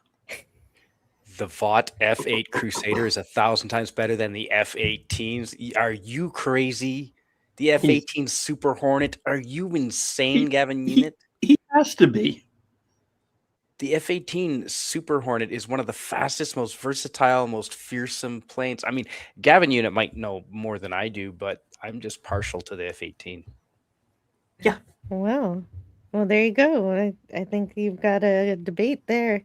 But we've also got the crew here. And That's the if guy. this were a South Park episode, everyone would be saying, rabble, rabble, rabble, rabble, rabble. No, but this is the scene. Like, because I had heard for the longest time that it was like, oh yeah, no, people like crewmen of the Nimitz were in this movie. This is the scene where I'm like, yep, 48 of them. because that's right. no, but and also don't forget there are reaction shots when Kirk Douglas does his announcement to the crew, and it's like, hey everybody, we're in the past. But in this one, in that last one, and he's like, That's how it goes. hey-o, and it's like, what's going on? And like it is real. It does seem real. It is like these guys on this ship are responding as if it were real. It's not dramatic. No one's trying to make a scene of it. It's them responding proper. And then it's like, oh, we want to know what's going on. When are we going to find out? When you're told. Same as ever. And it's like, okay, you guys are just being you. And that does feel like a real scene. And my initial reaction as a younger man seeing this was like, who are these shitty actors? And then I saw it like yesterday and I was like, hey, look at those guys who are actually, naval men. Yeah, They're didn't good think they were guys bad who actors did at work all. for the American. I think that's what I felt about it too, is that this felt real to me also. There wasn't any manufactured melodrama. And I love Yeah, it. no for one that. sat I was around listening and for talked that. about the Silver Surfer in that moment. Oh, but we got to review. I don't think we I have like time this Gene year. Hackman. I'm just saying that when you look at the pageantry of other movies, and then you actually have, I keep want to say soldiers, but like seamen who are in the job, who do their thing, and it's like, this is how we would react. This is what we're doing, and so I don't think that Kirk Douglas is hamming it up. But I do think that when you contrast that with the real sailors is probably the best way I can say it. Well, It does come off Seamen. as more. They're called seamen. They are seamen. But I think So- that sailors is probably the safer way to say it, Spidey. Come on, man. But they don't have sails. Well, At no point do they have sails. Well, they sail. They sail ships. the captain is having a they? meeting where he's admitting There's no that he has no Okay, idea seamen. what is happening. And that is why he said the general quarters, because he thinks there's a possibility that this is war. World related. War III, nuclear strike. Yeah, that somebody's messing with them, and but he has to say something because there are so many rumors, and and Thurman responds to that. He says that every department reports that the carrier, reactor, air wing, and weapons are functioning normally. Okay, so he basically goes through everybody at this meeting, Yeah. not everybody, but several people to see what's going on in each of their respective fields. Like Lloyd is the communications officer, and he reports that he tried everybody in the book. And I even took a crack at the White House, and he couldn't get through to the Sin Pack or Oh, the that's so. Hughes. And now we have to do some low band transmissions. He's found low band transmissions. It's so good. Part, yeah, you're probably going to talk about the funny part. Well, no, I'm not going to. Okay, no, you keep going because I don't know what the funny part is. I'm jumping all over the The funny place. part is okay. Well, Richard Owen gets the reconnaissance report, and the planes are recording. Oh yeah, that's right. So the planes are also doing stuff, and they can report. All they can report is that there seems to be unusual shipping traffic. Oh, let me get to that. Yeah, see that they're doing that right here with the plane. So they're trying to see what's going on down there. It's a little cloudy. I was waiting for the next report where they were like, yeah, but they just show a picture later. And it's the fuzzy picture, so they save it for dramatic effect later. That's why we don't see them in the airplane later. So then we get the Jack Benny. Yes, that's the funny part. The low band frequency was just a TV show or radio show. I don't know what Jack Benny is. Radio show. Radio. Yeah. Mm-hmm. He was like famous as Johnny Carson before Johnny, right? Mm-hmm. True. Yeah. Well, but that's also like that's them assessing as to whether or not, because they did see that crazy, So this is happening, and then all of a sudden they get out of it, and it's like, well, we can't receive anything except something on the AM band. It's really weak. So we have Jack Benny, and it's like, so I'm pretty sure we can rule out a nuclear strike if they're playing nostalgic transmissions over official channels. Yeah. Like, it doesn't make any sense to them. And it's like, why is this? What? And so they do have to wait for regularly scheduled news updates because it's just entertainment coming out of Honolulu. Yeah, and but I like this joke that Lance has down here. He says, where is it? Upstairs. There appears to be two people doing the jitterbug on the beach.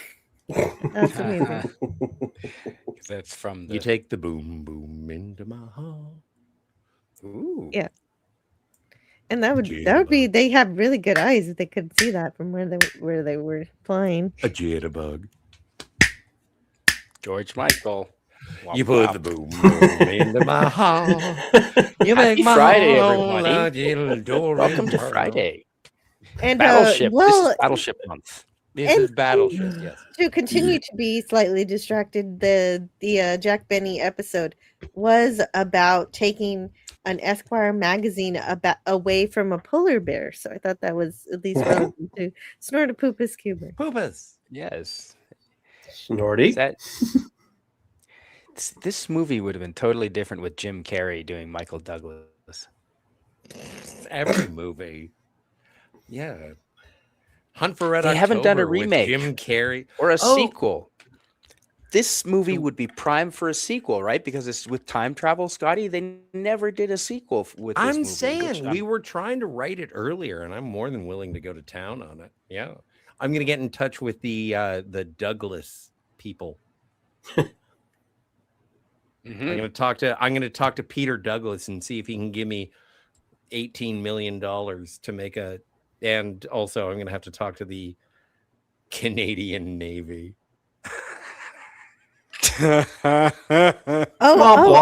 Boats with Lance, flare guns. Yeah, exactly. Lance, I don't know if I missed a chat from you. So can you tell me if you want a link to the panel? You may come on if you wish. And Old Man Bird has just sent in a $9.99 super chat. Thank you, Old Man Bird. I wish I had more clips from this movie, but I just didn't have the time to make them. So I've got to play something else for you. And let's see, did I knock people out? No, I just knocked out Spidey. Okay, so what is this? I knocked out Spidey? Oh Yeah. no, that's not good. Bring that back. Don't do that. Oh, okay. I was looking for a clip. Treat her like a lady. She'll always bring you home.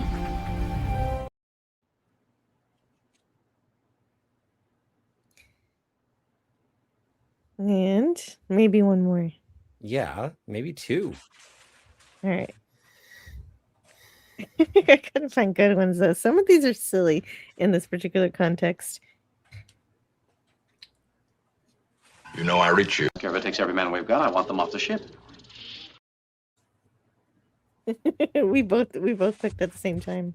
Yes. This is Bat Country. I almost played that one. That's the one that I thought was silly to play. It made no sense for this particular moment. That Old Man Bird. Old Man Bird loved it. Spot. I am very happy to see you, Spot. Cat's like, probably get my- the heck away from me. Put me down. He's stiff arming him. What's with the pus coming from your eyes? Well, whatever. That's my favorite scene from Star Trek Generations. Okay, so I don't want to have this fight again. I'll be back in a minute. Yes, because you have to have a fight over what Jill's favorite scene is. Yeah. That offends him greatly. Apparently, that I like Spot. He doesn't like cats. So I love cats. A little garlic, a little butter, bacon, 350. Asks, what? No eating cats. No, bad Dutch gradient. Okay, so the XO asks to move from general quarters to condition 3, and the captain agrees. And so I'm assuming that's more like yellow alert. And so everybody's getting ready for battle, moving stuff around and getting things where they need to be in case they do go to battle. So they're not really putting down their defenses. They're in fact increasing them and setting all these ships up for attack. But they have no idea what they're potentially attacking. They're just getting prepared, being prepared, because the captain is considering that war is a possibility. But he's probably considering Russia. He's probably not considering Japan at this point because they don't realize what year they're in. Only we know right now that they're in 1941. And that Jack Benny broadcast was the only clue so far for them. There's a discussion in the chat about what's wrong with the Canadian Navy, and after Gavin Unit said it's very small compared to what they used to have with no aircraft carriers anymore, and some of their ships are in very poor repair. Not Z3PO drops a mic with, the old joke is that the West Edmonton Mall has more subs than the Navy. Oh, true. There's a tourist submarine, like a mini submarine that you can go around in the West Edmonton Mall, and because it's the biggest mall in the world, apparently. But I don't think the Canadian Navy has any functional. We have 4 submarines, but I don't think any of them are in the water at the moment. Womp womp. okay. Well, at least you have them somewhere. Okay. Well, we Well, tried to get one of them out to sea a few years ago, but it caught fire again, and so yeah. are we Star Trekkers going to mention that according to lore, Captain Kirk is also in Hawaii on December 6th, 1941, in a script for Star Trek Phase 2? I actually did not know about that. That is interesting. The fact that it was never I even can add. made, no reason to mention it. No, but it's cool. It exists as a possibility. There are always possibilities. Wait. Okay, so then Nim says Canada was the fourth most militarized nation at the end of World War II. Not no more. Don't remind us. With the third largest navy, we know we have fallen so far. We know. Having your ships out of the water is part of the surprise. Oh, there you go. See, things aren't so bad, Spidey. Right. So we cut to so I had described these slides while they were not on screen. So I'm just going to show them of everybody doing their jobs once again. And we've got a civilian yacht here. And aboard this yacht. Oh, yeah. Yeah, well. Just right back on the tail. Sorry. Is this how they got bikinis into the film? No. So Senator Samuel Chapman and some other guy named Arthur. We don't know who Arthur is really, but he's just there to kind of be a creep. And they discuss a political speech that's playing on the radio. And we get a character building moment of Senator Samuel Chapman saying, I don't know why he's saying we should just be ignoring our enemies or, just trusting them. This doesn't make any sense to me. And he is of course he is fictitious, but I tried to look to see if there was a Samuel Chapman senator, and no, so just to ensure he was a fictitious character and not in history, but there was a Samuel Chapman Massingale, but he's of different times. He actually died before the U.S. entered World War II. So he's sweet ass time and getting really different person. But yeah. So as I was saying, the senator was disturbed by the broadcast speech because it tells everyone to trust the enemies, and this was of course before we joined World War II. The senator is a bit outraged. Essentially, he knows something's going to happen. And his assistant Laurel Scott, meanwhile, is working on his upcoming speech. She finishes it and presents it to them. And I like that she changes the political radio station to some instrumental music. And she's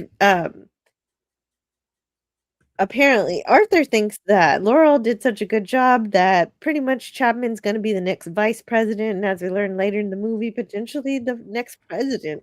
And that's one of the major time travel plot dramas of the movie. And Arthur stares at Laurel as she walks away, and the senator makes a joke, realizing that Arthur is undressing her with his eyes, and he asks the senator if Chapman has slept with her yet. And Chapman finds that rude. He's married out there. Good for him. Yeah. And it was rude, by the way. Yeah. Arthur is really rude. That's why I called him a creep. I don't doubt it. I don't blame you. Laurel also discussed rumors that they're sleeping together, but she's not oblivious to it. She knows what people think, and she's like, well, it's a fact I have to accept that people think that way. And Chapman it's kind of weird with her. He's like, well, you talk back a lot, and I don't know why I put up with you and your dog. It's like, what happened to him in this particular line? I don't know why he suddenly wants to fire her when she's writing speeches for him that could get him reelected. Like, they don't deny that she's good at her job, but there's something about her that annoys them. Poor And baby. Laurel says, because I'm the best political assistant you'll find, and you're still more interested in politics than sex. Which is, yeah. And then Charlie, yeah, her dog Charlie starts barking at something, and they don't know what he's barking at. And it turns out they're barking at the jet aircraft that is flying overhead. I like that later on in the movie, Chapman calls the jet fighters. He calls them rocket. What does he call them? Something. Rocket planes?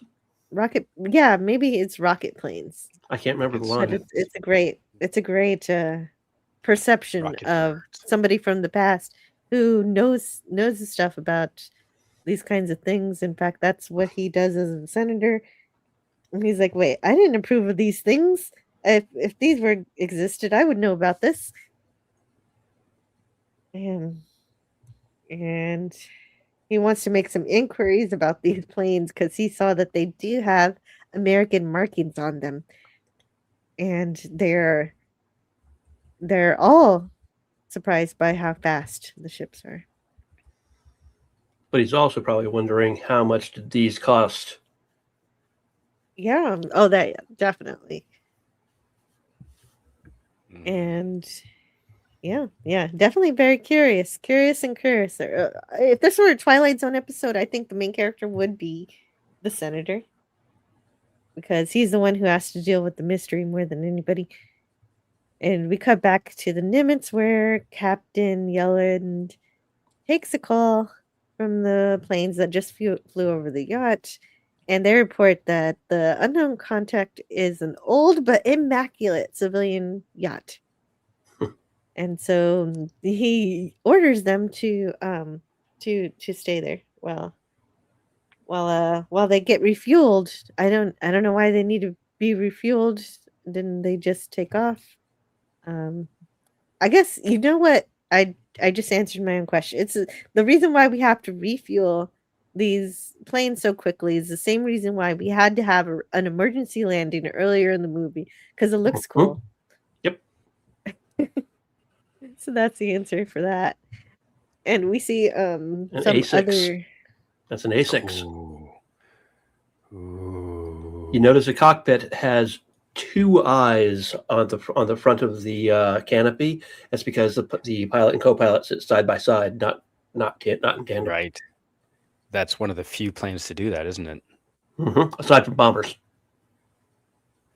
So we also see some other officers in the rec room. I like this. This is a nice little rec room with a great library. It looks like behind him, that guy in that other room.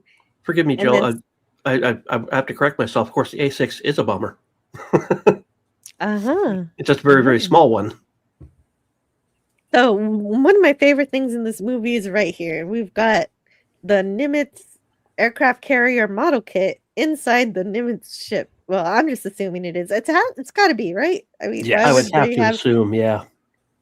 I didn't. Yeah, I can't zoom and enhance, but it's got to be. He's building an aircraft carrier on an aircraft carrier. I love the meta. That is cool. Of that, and so there was a model kit that was around, made before this movie that he could conceivably have this.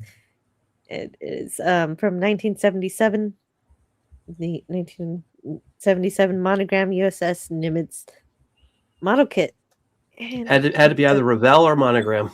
Yes, I have that model kit. It's still in my parents' basement, fully assembled. Nice, that's awesome. And painted? No, I didn't paint anything. No, the only thing I've ever painted is the Yamato.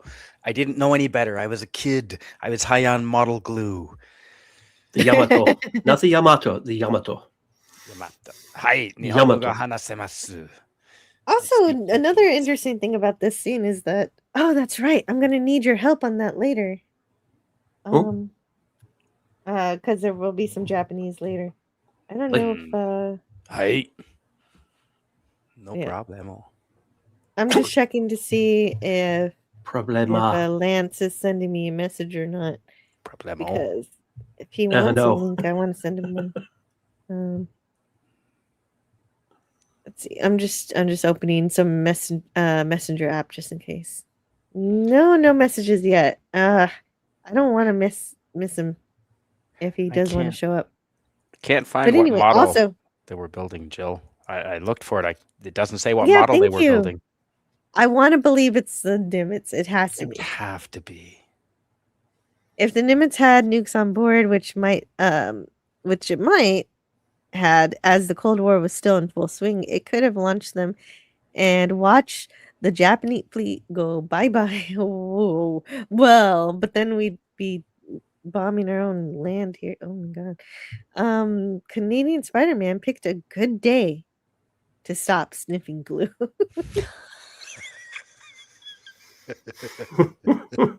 So another interesting thing that I like is that everybody in this room is drinking Pepsi. Is that a product placement? Pepsi had a contract with the U.S. military at the time.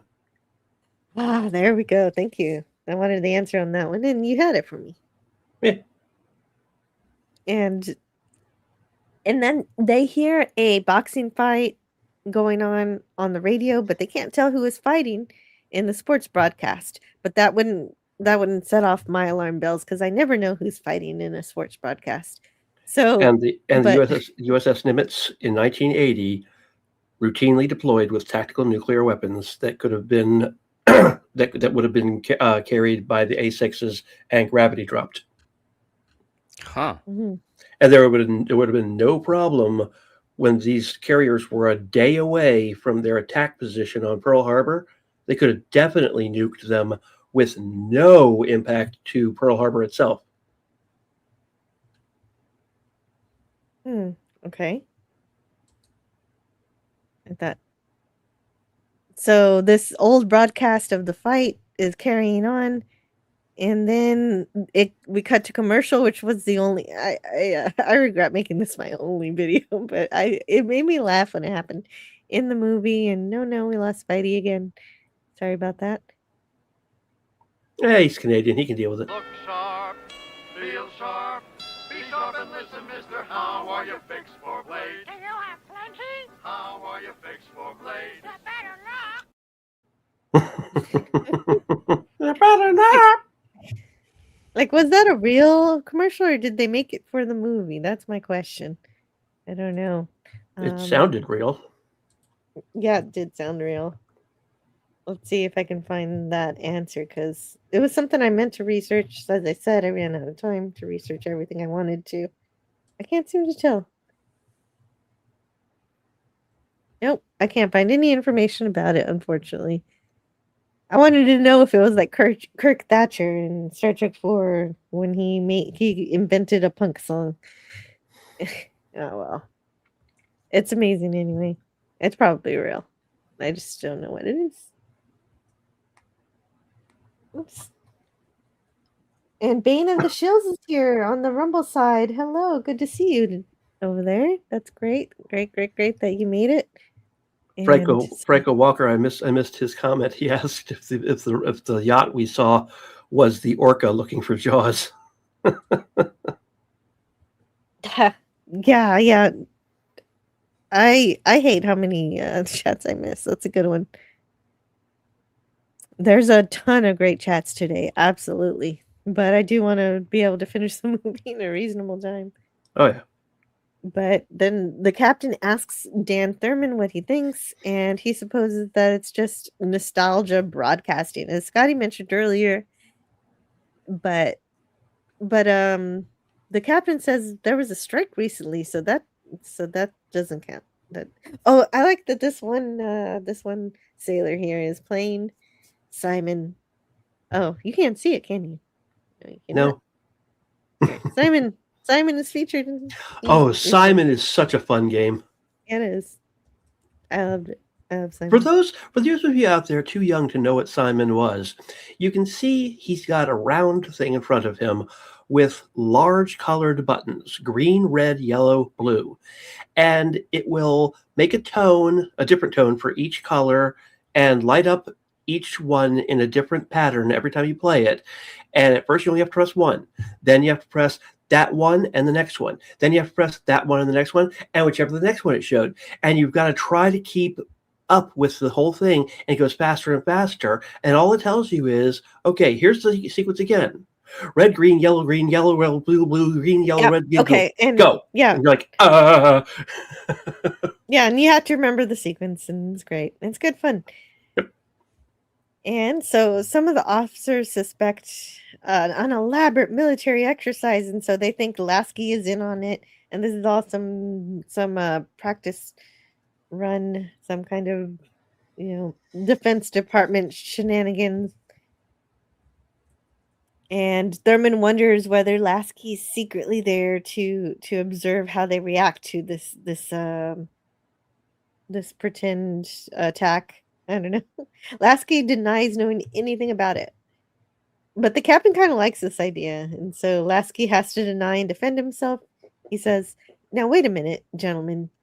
You may be the victims of some kind of joke, but whether the Pentagon's behind it or the Kremlin or some little green men from Mars, I promise you, I'm as much in the dark about it as you are." And so he said that before. But the captain looks pleased with this possibility, so he's carrying on with that for a while. Look how pleased he looks. It's easy to cheat at Simon if you number the colors. Easier to remember the sequence. Easier to remember numbers than the colors. That's an interesting trick. I've never tried that, actually. Why haven't I not tried that? Never even heard of that idea. Brilliant. That's pretty good. Franco. Yeah, pretty smart. And so he, look, he's got dimples and everything. Then the ship receives a wartime report about German forces near Moscow. Now the captain is getting annoyed. Like he liked that possibility, but now we're getting old broadcasts, and this is also something Scotty mentioned earlier. They have to wait. They were just getting entertainment stuff before. They had to wait for an actual news broadcast for it to really hit home that they are not in their original timeline or their original time. They're not in 1980 anymore. They're in 1941, and so the broadcast was the Germans are retreating on the 70-mile front in southern Russia. However, forces were reported 200 miles from Moscow, and long-range artillery fire was heard in the suburbs of Moscow. Meanwhile, in Washington, the captain said, "What the hell is going on here?" Oh, hey, Ms. Sparkles is back. Oh, hey, welcome back, Miss Sparkles. Yay, so much blue, she says. Yeah, the traditional Pepsi cans. Excuse me. And so those airplanes we saw earlier that were looking at the beach and the strange shipping, they got this photo. And this is the exact same photo that Owens is using for his manuscript. And they're looking especially at this old battle rig, and they recognize it as the Arizona. And Lasky has the brilliant idea to actually bring in Owens to help with this because he knows his stuff. And it's that was a good suggestion. Oh, and this one young officer, he was told to leave, and so he's saying, "We're at war." They're all scared.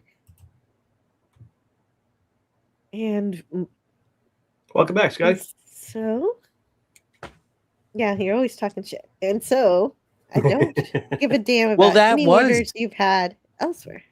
That was Peter Douglas. Mm-hmm. Yeah, it even says Douglas on his uniform. The young guy there? Huh. Yeah. The only person in the room who seems even remotely like an actor. Well, he is. Yeah. Well, good. Well, they're not. I love Derek, when take it's care, like, Brogu. See you, Brogu. See you later, Brogu. Bye, bro. We're at war. And then we get like a 2-second shot of a guy being like, Yeah, Mhm. Stargate SG-1 had the chief of staff of the Air Force show up a couple times, and once in a while they'd be given a line or two. Boy, oh boy, they can't act. Oh, I love Stargate though. That's great. Oh, yeah, me too. So that's a good point. Stargate did work closely with the military, and Oh, that's yeah. why they get a lot of stuff right. And so, yeah, so the reconnaissance aircraft took this picture, which is the same picture that Owen's using for his manuscript. And so, See, that doesn't So- make sense in a time travel sense. well, it doesn't make sense for airplanes to take a photo that are then entered into the historical records and then make their way to the Smithsonian to then be used by. I say it's a Uh, coincidence that he took a picture from the same angle that another plane took a picture from. You don't think it's the exact same picture? It is the exact same picture because of the ripples in the water. Oh, okay. And that's where I'm just like, oh, okay, like I get it. Yeah, how did it thematically or stay narratively? How did it stay in the past to become part of the historical record is the other Right. question. That's it. But again, I look at it and I'm just like, that doesn't make sense. But it does make sense for trying to convey information to the audience. And it's almost like Basil exposition. It's like, don't think too much about it, Austin. I don't see why it doesn't make sense. He was always meant to take this picture. Right, but how did the picture stay in the past? Yeah. Wait, did he go on the island with the? Oh, we'll get there. Oh, that's a good question. That what? That they may have refutes had it everything. with them. Yeah. Okay, I retract my incredulity. Yeah. Right. Like Yeah, Kirk's exactly. glasses. They got dropped off. But if we don't see that with the deserted pictures, island. if we don't see that with the pictures, this is still wide open. Hey, Owens is a nerd. He carries those pictures with him everywhere. That fixes everything. Thank you, everybody. We solved the movie. Snortopoopas. It's a trade-off. Snortopoopas has a great. Jill, may I? This is a really good comment. I don't mean to distract, but Snorty says That's it's a okay. trade-off. Or Air Force generals can't act, but actors can't command air forces. There you go. It is a trade-off. Yeah, but I don't know, because like Kirk Douglas was in the military, he was in the Navy. Charles Durning was, but I don't think we got. Did you guys get to Charles Durning? But were they generals? They were not Charles the Durning. modern. Who does he play? He's playing the senator. Yes. Yeah, we've already. Oh seen it. yeah, we've gotten to Chapman. Okay. Yeah, So we're having fun with Chapman already. all right. Did you go over Charles Durning's World War II? history? No. Well, go next for time he it. shows up, I'll bring it up. Okay. You'll dazzle us with So- your trivial knowledge. Yay! That's what this show's all about. So maybe the Nimitz is an aircraft carrier, but we get to see some battleships in the Pearl Harbor pictures. Yep. And the kid who was told, yeah, okay, we is, I don't- mentioned Peter Douglas already. For making the movie, though, I don't understand why they didn't just take a brand new picture of the battleships in the harbor. I mean, they're there. Why don't they? Oh, wait. Yeah, they would have had to rebuild the fleet. Wait, Jill, are you saying they didn't actually go back to 1941? I thought they actually went back to 1941 to film all this. Yeah. Okay. Like it's I don't know how the photography worked over Pearl Harbor. Like did Airplanes. Thanks. Wait, like did they only take one, or was there another one? Oh, there are slightly offset. There are a slew of pictures. Photoshop wasn't invented until 1987, says not Z3PO. There you go. And welcome back to the channel, Wes Cagle. Great to see you. Hey, how are you doing? I forgot this started at noon. So- yeah. But you're here. We've barely scratched the surface. And I thought, Wow. we are not too far. We are, I don't even know. We are almost halfway through. Well, very cool. This is an awesome movie. I always love this movie. Yes, that's great. And I got to play this for you since you're here. Sir, I protest. I am not a merry man.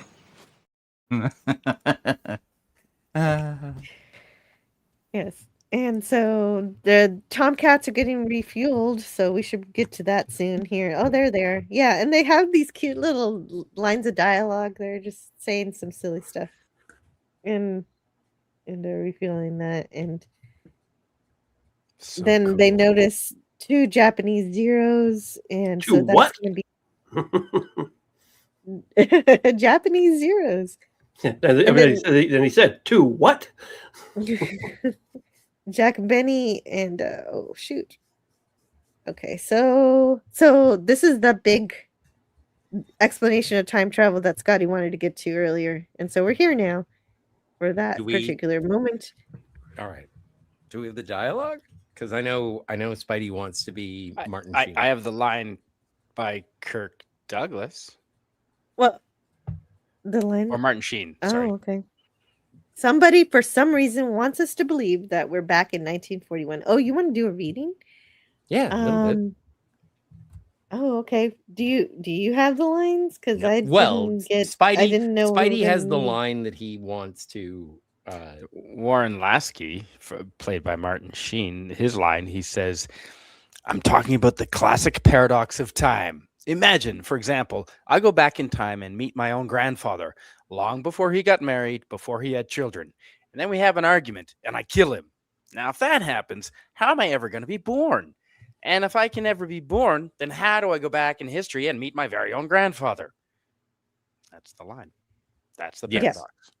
Yeah, and that's why time travel to the past is something that we can't actually do because it's just not possible, and because of those logical inconsistencies, unless you say that you go back in time, you're always going to a different timeline, and so you can never actually, and the past remains immutable. After seeing Back to the Future, I started thinking Yeah. about it myself, and my teenage brain came up with the idea that you go back to the past. As soon as you arrived there, you weren't there before. Now you are there. You started a whole different timeline now, where everything you do affects that timeline, not the one you came from. You can't and that makes change sense. what happened before you moved back in time. If time travel to the past were possible, I think that's how it would work. That makes sense to me. Yeah, But that is not how a lot of movies write it, though. Oh no! But imagine my shock when I found out that quantum physicists, like 15 years later, that's what they believed too. I'm going, what? Oh, there you go. You're vindicated. And the moment you step foot in the past, even if you only there for like a minute, due to the butterfly effect, you will change literally everything. You don't even have to touch nothing. All you have to do is just exist for a moment of time. Oh, water displacement in the Pacific. No matter how inconsequential, would be an affectation towards the future. Yep, and an aircraft carrier displaces a lot of water. Well, and 100,000 tons. And my contention when it comes to that, because I do think that the stakes of time travel are always, or at least what I have found in my emotional resonance, is maintaining the present that you left to go to the past. And that's why Back to the Future is, don't do anything that will mess up your future, Marty. And the only thing that really messes up is the twin pines to the lone pine. But the thing is that I do think that even those changes don't necessarily irrevocably disrupt the future. They will make changes, but you'll come back to a future that is changed slightly. Now, the benefit of this movie is that it starts off because the entire adventure is because of an unknown benefactor who sent Lasky on his journey into the past. And it can be argued that Commander Owens was the one who created the vortex in the first place to ensure that Lasky would go to the past. And so there is circular, but I am of a mind of a singular timeline that can be altered from the past, and it will correct itself. I think that's something that was said at the Well, beginning of and this stream. And yeah, it's this like it's movie something does even Commander that. Owen says if something happened, it must happen, but variations can occur. Yeah, well, that is the way And the that's movie malleable is written. timeline. So The movie is written as malleable, although the way that Dutch Graydon describes time travel makes more sense. Yeah, This is when what you said when Scotty said that you mentioned in the movie that they said if a thing happened, it's going to happen. See, that's why they could never have prevented Pearl Harbor. That's fine, and I don't have a problem with that. But I would have liked to have seen the Tomcats over Oahu fighting the Zeros as they were attacking Pearl Harbor, because then Pearl Harbor does happen, but it's different. But we get to see what would have happened. Well, yeah, that would have been good. I would have liked to see that too. There is that it is that situation where the 2 Zero pilots that died in the past because of the Nimitz, they probably already died in at Pearl Harbor. The Senator and Miss Scott, they died in the original timeline. And so there's a minor detour, but Miss Scott doesn't die. Oh, in the original timeline. Yeah, okay. Yeah, you're right. You're right. Yeah. I'm sorry. There were very few Japanese planes shot down in Pearl Harbor. Yeah, like 11. Was there any? Well, then maybe that was 2 of them. So I would say, but when you say probably, I'm like possibly. Maybe. But if a thing's gonna happen, it's gonna happen, right? Yeah. So yeah. So those were probably the 2 pilots that did perish. Okay. By the way, Wes Cagle, I don't know if we've actually met before. I don't think we have. Good to meet you. Good to meet you. Yeah, I should have introduced you guys. I'm Dutch Gradient. Yes, I've seen you on the streams before, but I don't think I've ever been on the same panel. Mm-hmm. Indeed, I don't think so either. But hey, always glad to meet somebody new. Yeah, so they're the Zeros are attacking the yacht, and Chapman asks Laurel to ask the captain to radio Hawaii, but it's too late. The Zeros open fire, and he's the captain is taken out. The weather started getting rough. Yeah. Oh my. The tiny ship was tossed. Sorry. So I wasn't.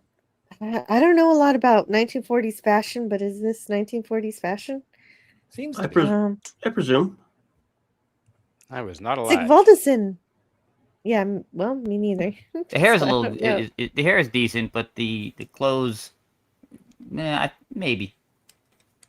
Sigvaldison for $5. Thank you so much. Imagine the silhouette of our eldritch god rising from the ocean behind the carrier, preparing to liberate humanity from its burdens. And that is Scotty's impression of Zoidberg. Is Harvey turning into Curly? Zoidberg? Yes. No, Harvey is Zoidberg. An inept, useless thing in a tank.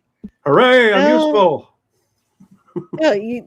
For that, Scotty, you'll be the first he stomps.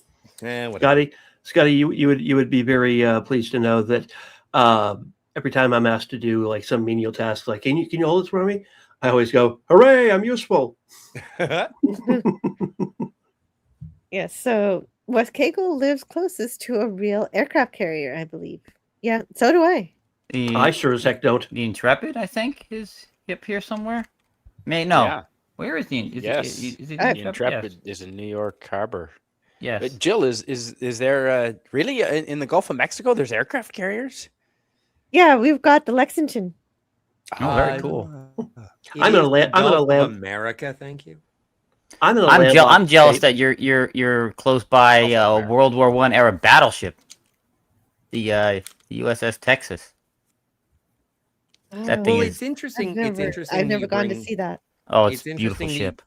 you bring that up because the original script for the final countdown was supposed to have the Nimitz go back to World War One. Oh, cool.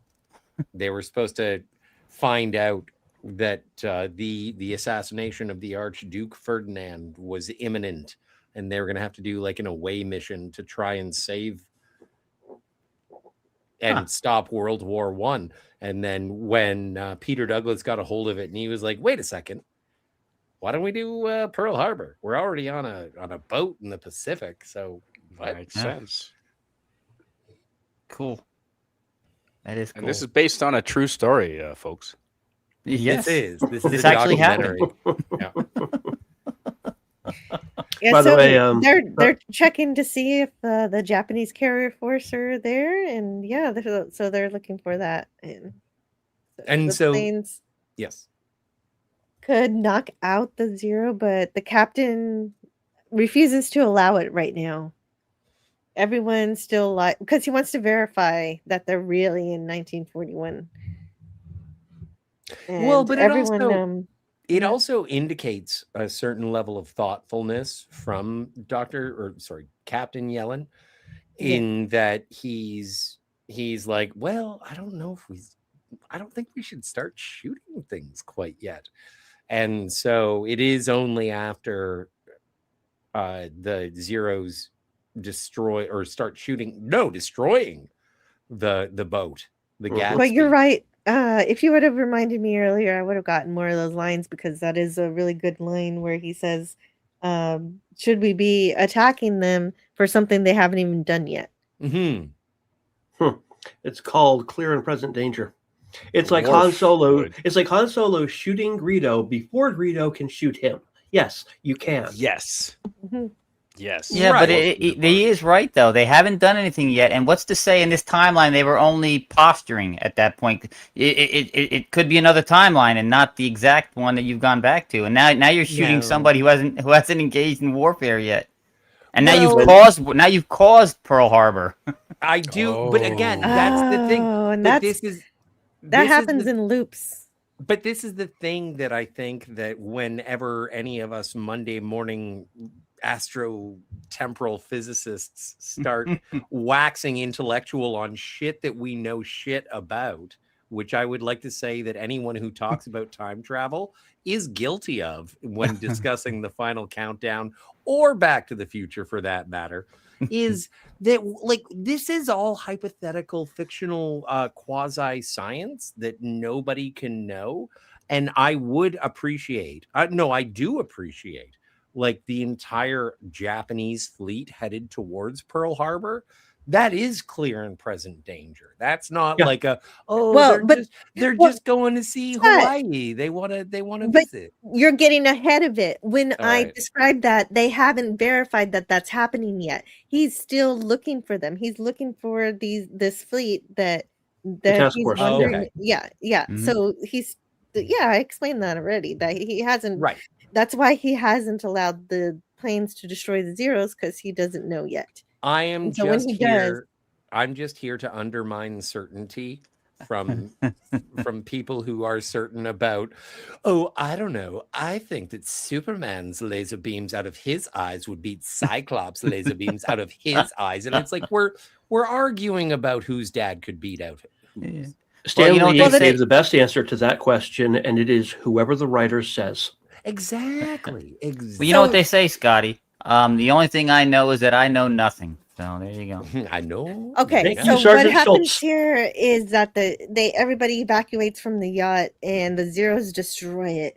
And the Tomcats surmise that the Zeros must have hit the fuel tank to destroy it so quickly. It's a pretty good explosion. That's a gas explosion. The guy who owned the actual yacht, the Gatsby, he was very, very persnickety about how they used the boat. And so they had to find a different boat in dry dock that had been sort of corroded or washed up against rocks. And it looked like the boat that they had rented to use for Charles Durning and Catherine Ross and the rest of the crew. And so they did get a second boat. And to blow up. And so they did their best to match the two boats. And I was like, wow, that actually matches up pretty well. I'd say. Cool. And the Zeros come back for a second strafe because they want to kill everybody, because they don't want anybody surviving to be able to warn Pearl Harbor. And so he says 3 Mae Wests. Mae Wests meaning survivors. Mae Wests actually refer to the life jackets. Yeah, because she was well endowed. Yeah. Yes, forgive me. Life jackets.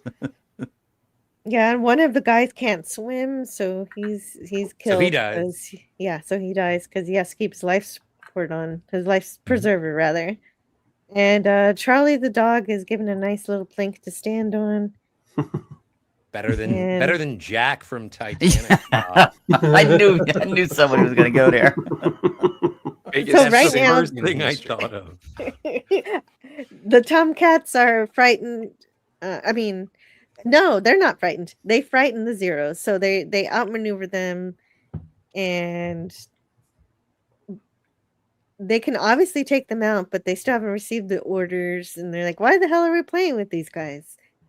In the scene where the F-14 thumps the Zero by flying under it and then streaking upward in front of them, the resultant jet blast of the turbulent air was so intense. The yokes, the control sticks of both Zeros in the scene were violently wrenched out of the pilot's hands, causing both aircraft to momentarily tumble out of control. The lead pilot's headset, because his canopy was open, his headset and his watch were ripped off, resulting in a few anxious moments as the F-14 pilots were unable to establish contact with him. Wow. Oh, that's scary. Yeah. Oh my goodness. Okay. Well, I'm glad everybody was okay. Well, So- and this is the primary scene where it is like the modern aircraft are near stall, and the Zeros, or sorry, the Texans are going full tilt boogie. I can only imagine what the camera plane is doing, but like, yeah, no, this is the most exciting, I guess, air combat in the entire film. Yeah. Oh, there's Charlie's plank. Yay! Charlie! Hey, the dog survived. Yes. The dog survives. Yes, the dog. Somebody lives. alert It's Stark of Iron. So the radar is showing the enemy planes headed on course. So now, Scott, now they know that the Japanese planes are headed for Pearl Harbor. So now this is where Yellard says, "Okay, go ahead, take them down." Yeah. And so now he believes we're in 1941. So he needed that confirmation. I always thought Yellen was saying that because it was like, oh, okay, if they're just going to come back and shoot civilians, then kill them. Yeah, they deserve it. Well, that too. Well, Yeah. in this case, that makes sense also. Like, what was it? I remember hearing a story about European air battles, and there was one German pilot who, when he shot down a plane and then the Allied pilot would eject, and then the German plane would come around and then shoot at the person who had ejected, because it was common courtesy. You don't shoot at the guy who successfully ejected.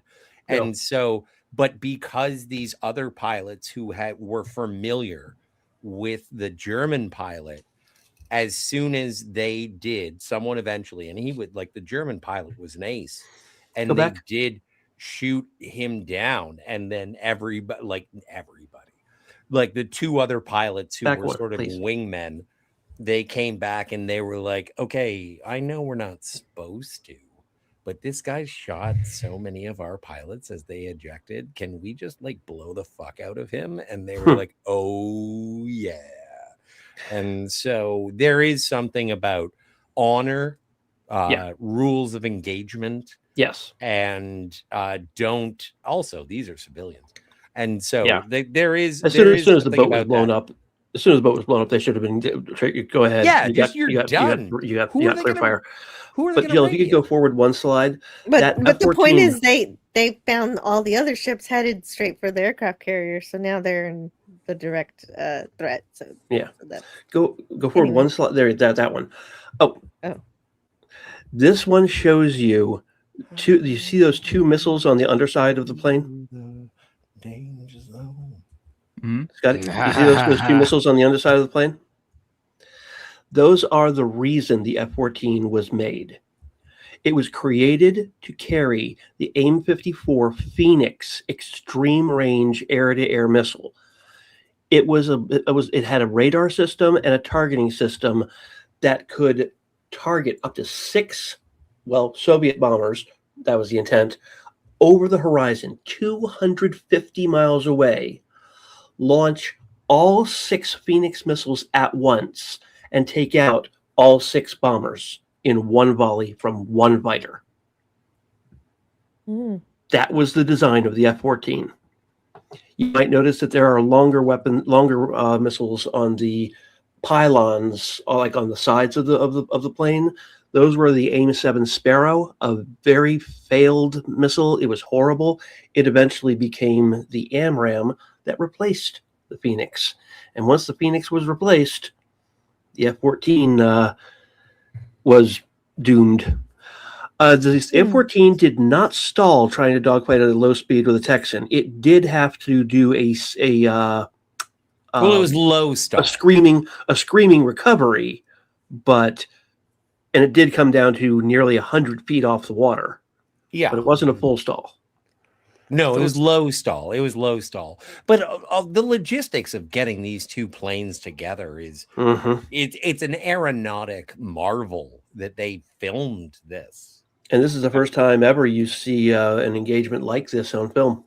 Yeah, I think this is definitely one of those things where you can say they don't make it like this anymore, because today you wouldn't put these people in danger. You would use CGI, but this is what they do. And well, that's what's wrong with these millennials nowadays. They've never been in any danger.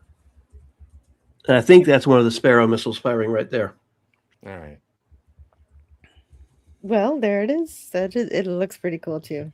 And it completely annihilates one of the planes, but the other one crash landed in the ocean. So that one of the pilots survived, and so they capture him and rescue the other guys. I still love this part. So that's what I was meaning there. The Japanese attack force. Yep. Yeah, they don't even need to use guns. Those F-14s could have just flown really fast through those Zeros. They're made of cardboard and bamboo. It was amazing engineering what the Japanese managed to build those planes out of. Yeah. You would have had to worry about foreign. You would have had to worry about foreign objects going through the intakes, though. Yeah, and despite having 40 years between them, those Zeros were very maneuverable. They were pretty awesome for their time. Yep. Thank you, Lieutenant Commander Thatch. Well, I'd like to thank Japan personally. Thank you, Japan, for attacking Pearl Harbor, simply because that did give us two of the greatest fireworks displays in the history of Earth. That was fair. Well, that's really yes. Pearl Harbor did lead the U.S. to drop bombs. What's it called? Victory. Well, the reason I was thanking Lieutenant Commander Thatch is because he's the pilot who came up with what's called the Thatch weave. It's how I won't bore you with the you can Google it, but it's a technique by which American planes suddenly had an advantage over the Zeros. Yeah, it took 2 F4s though to accomplish. But it worked. Yeah, it did. And you typically flew with a wingman anyway, so. Well, and I really love Owens for doing this. They were like, forget the dog, we're just saving the humans. But Owens says, you know what? I'm jumping in the water, and they're like, what is he doing? Why is he in the water? Everybody's baffled that he wants to save the dog. You know what? And this is the best part. Well, not the best part, but I don't think he's going in there. I don't think he's going in there to save the dog. I think he's going in there to save Miss Scott. And because of the whatever happens.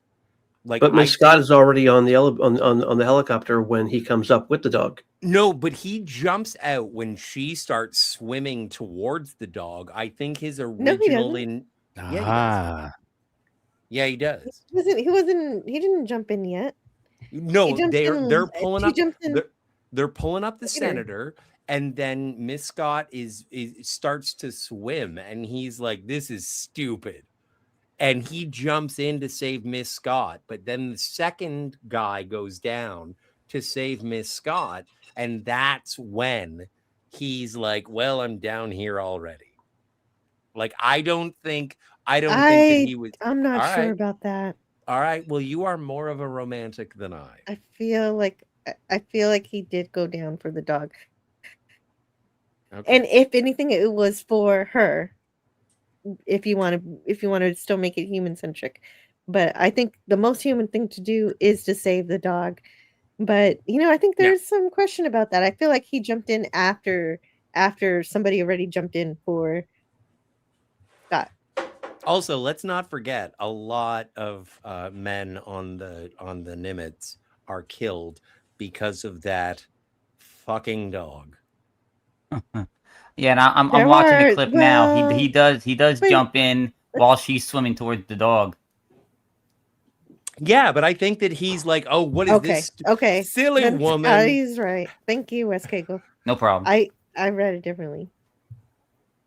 I think that he's trying to react to her being emotional, and then he responds to the emotion because he's already in the water after someone else has saved her. Anyway, I said this already. Yeah. Thank you, Wes Cagle. You're probably right. Yeah. Silly woman. Well, you know what? Not you, Jill. He's talking about silly woman trying to save the dog. I don't know. I think he was talking about, but it's just because I did think he went in for the dog for her, but I agree. He's trying to get in good with her. That's what he's doing. Yeah. He doesn't even know her. He doesn't even know what she looks like, what her personality well, is. She's yeah. nobody. This is kind of a strange romance that this movie sets up, and it's not very romantic, but it works. It's like I think it works, but I think it works. It's not classically romantic, is what I mean. It is romantic. I mean, because you're saving a dog. That's the dog she loves. It's like it makes sense. I think it's a love that'll last at least 38 years. I don't know why I think that exact number. It's just pretty sure. Why not 37? I'm sorry. Yeah. And Owens is disturbed that it's Senator Chapman because he knows about him and he knows he's supposed to be dead. Yeah. And that's when it sort of turns into an Edith Keeler. Yeah. And if I could never be born, how can I go back in history? Oh my god. Okay. Yeah. Yeah. Okay. So yeah, that's another one of those things. But that's what I really So this is the time travel conversation. I thought we did it already. I do appreciate the executive officer.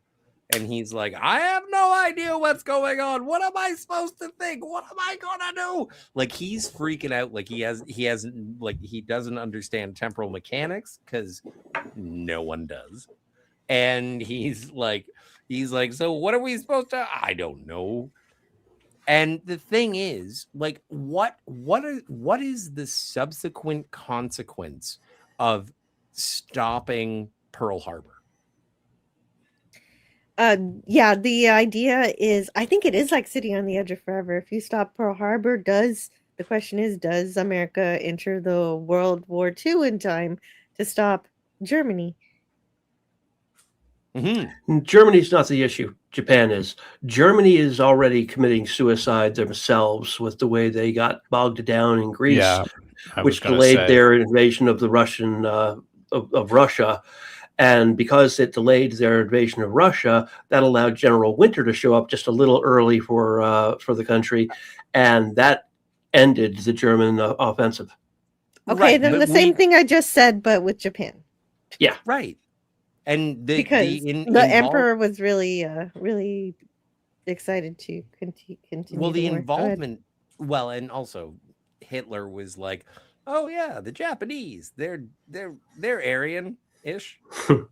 And so, but the thing is that without the attack on Pearl Harbor, then you don't have the full involvement of the United States, which means you probably don't get the Manhattan Project. Like like there is there is something that happens if Pearl Harbor doesn't, and it is sort of an abstaining. It is a more standoffish. I wouldn't say diplomatic. I don't want to bring in Neville Chamberlain because I have too much reverence or too much Deladier. reverence for the United States, and also too much reverence for Winston Churchill. But the thing is that if you don't have that initial attack from Japan on Pearl Harbor, then I do not think the veracity of the United States would be unleashed upon World War II. And I do not think that the American atomic program would occur. And as I've seen Oppenheimer, apparently the Germans and the Russians were working on it already. And so we don't know what would happen. If you pull one thread out of the tapestry, the entire thing falls apart. Yeah, I agree. Yep. And even if Pearl Harbor happens, it doesn't ensure the United States gets involved in Europe, because the sentiment was still that's the European war, but retaliating against Japan was optimal. It's when Hitler decides, yeah, what the hell, I'll declare war on the United States too. That's when we get in. So if he doesn't do that, we're not in Europe. Well, we already were in Europe by sending tanks and guns and food and supplies. Big difference than sending our boys. Oh, no question. Well, Lasky sees this a lot more simply. He thinks that we could fix all the problems in the next 40 years, not just this one, but we could keep fixing every single problem, and everything's going to be fine if they do that. But of course, then Owens talks about, the problems with that, because you're playing God with this kind of thing. He says something about God. But I love that. There is that moment where it's like, so what do? We are a ship of war. We will defend the United States no matter what. And it's like, so you're going to stop Pearl Harbor? And it's like, yes, we'll do whatever we can to defend the United States. And then what? We will answer to the commander in chief. And then Lasky's like, Franklin Delano Roosevelt. Oh my God! And then Yellen is like, "Oh shit, that's gonna be tough." No. Think about it though. If the Nimitz does stop Pearl Harbor, and it sticks around, they don't need the Manhattan Project. Oh, they already got nuclear reactors on board. Yeah, and several tactical nukes. Do they have tactical nukes on a? Yes. Okay. Oh yeah, gravity dropped. So why didn't they just do that in the first place? Why didn't they just fucking Hiroshima right down? They could. That's the thing. Well, that's what. That's strangely what Gavin is saying in the chat. Just sail Nimitz over to Japan and drop nukes on them. I wasn't might save lives. Well, but also, I think that one of the things that they establish here is like, we cannot punish this for something that has not happened yet. Also, have we said hello to Euler Greg? Hey, hello to Greg. Euler Greg. Yes, exactly. Hi. It hasn't happened yet. So we've become the aggressor, traveling police, and we're just seemingly randomly destroying nations for no reason. Somebody did mention in the chat though that the orders from the American High Command on December 7th was any patrolling ship or aircraft spotting the Japanese in the vicinity were to attack them immediately. So the Nimitz would just be following that order as well. So it's not like it's you're Yeah, but they haven't received any orders from 1941. They are acting independently. But Yeah. They are. They can't contact anybody though. And that was Euler Greg 9368 who said that. Okay, there you go. So also meanwhile, Chapman is very disturbed to be on this naval ship with machines the likes of which he's never seen. As a senator, this is basically his area of specialization. So any kind of development for any of these crafts should have gone through his committee. And so he's disturbed by this, obviously. Oh, and he does call them rocket planes. I love that. And he calls them it's a good name for them. And he continues to rant about this. And Laurel, he's also disturbed that the ship is named after Chester Nimitz, an active duty admiral. And so I think if Rod Serling were writing this episode, the senator would be the main character instead of the efficiency advisor, because Chapman is the one having to deal with all these oddities and the way he says, "What's going on? Who are all these people?" Yeah.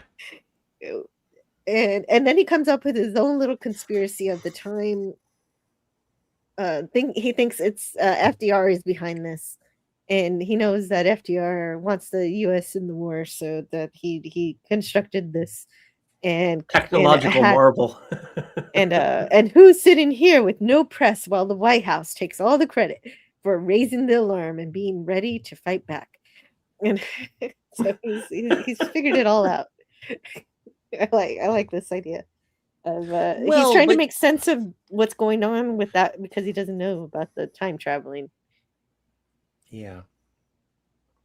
I was gonna say, like, he's an ideologue, but also he's correct, because he was the one who sort of foresaw the strike from the Japanese, and so it's very interesting. And then we get into a hostage situation to divert us away from all of the time travel stuff, because it's like, oh no, now there's a gunfight. Well, yeah, we need a translator. We do have a translator on board. Yes, but I'm sorry. The guard is standing behind the Japanese pilot with the rifle is standing way too close. Him. Yeah, well, and the only way he got to take the gun away from him. Yeah. Well, and because of the dog distracted the guard also.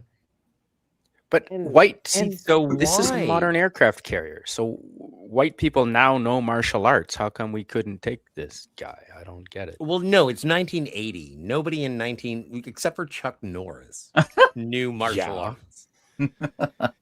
So Chuck Norris is not here. And also, that's too bad for the Navy. Right? Like, no, Charlie's the one who screws everything up. Yeah, Charlie bolts out of the door and causes the commotion. And so Lasky grabs the dog, but the captured pilot has already taken the opportunity to free himself and steal a gun. And he's very happy using this weapon. Charlie. No, that's Martin Sheen. We don't know the pilot's name. Martin Sheen is Charlie. The correct derogatory term would be Jack or Nip. I was hoping we would go through this live stream without saying that. I'm just saying they say Jap in the movie. I know, but don't say. They only said it once. You said it twice. You can't say it anymore. Okay. By the way, Charlie is never a racist term. It is short for VC, Viet Cong, which is Victor Charlie. You're not going to shorten it by calling the bad guy Victor. But also, Charlie is the dog. I was talking about the dog. That's true. By the way, this is World War II, and nobody in this movie is called Jerry.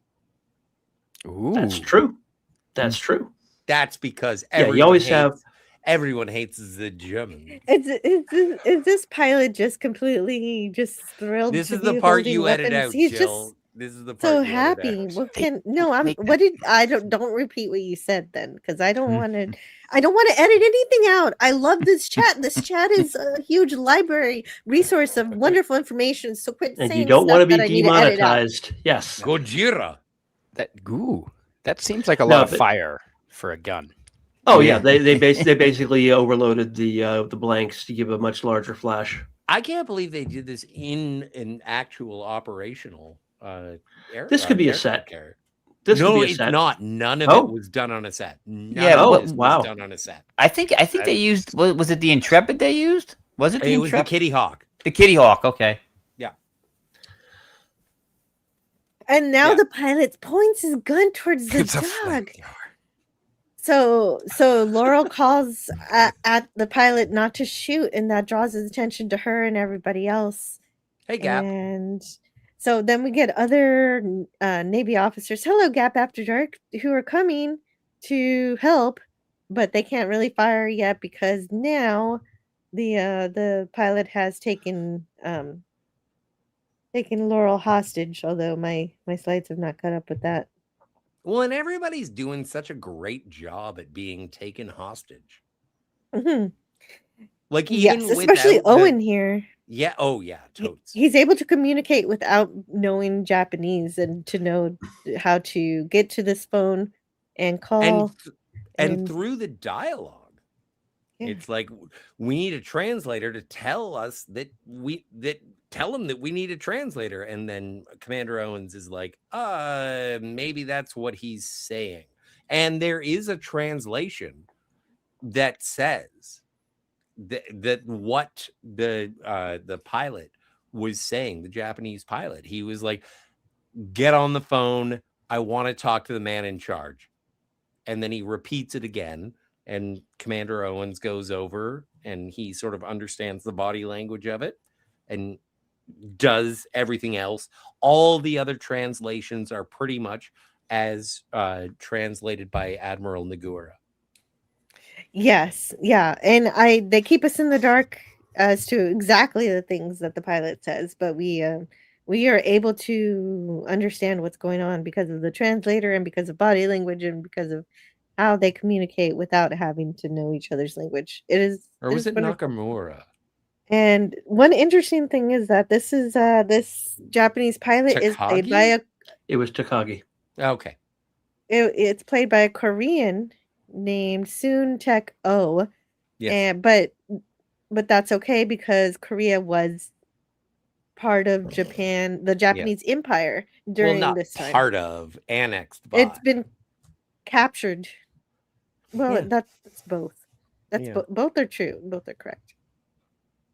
Do you know that the mosaic of taking over other countries in the history of the world has been very difficult and somewhat negative for the people who have been subjugated? However, we have, as a civilized society, as many societies, including Koreans, Japanese, Europeans, North Americans, like we all eventually sort of be like, okay, so how do we stop killing each other?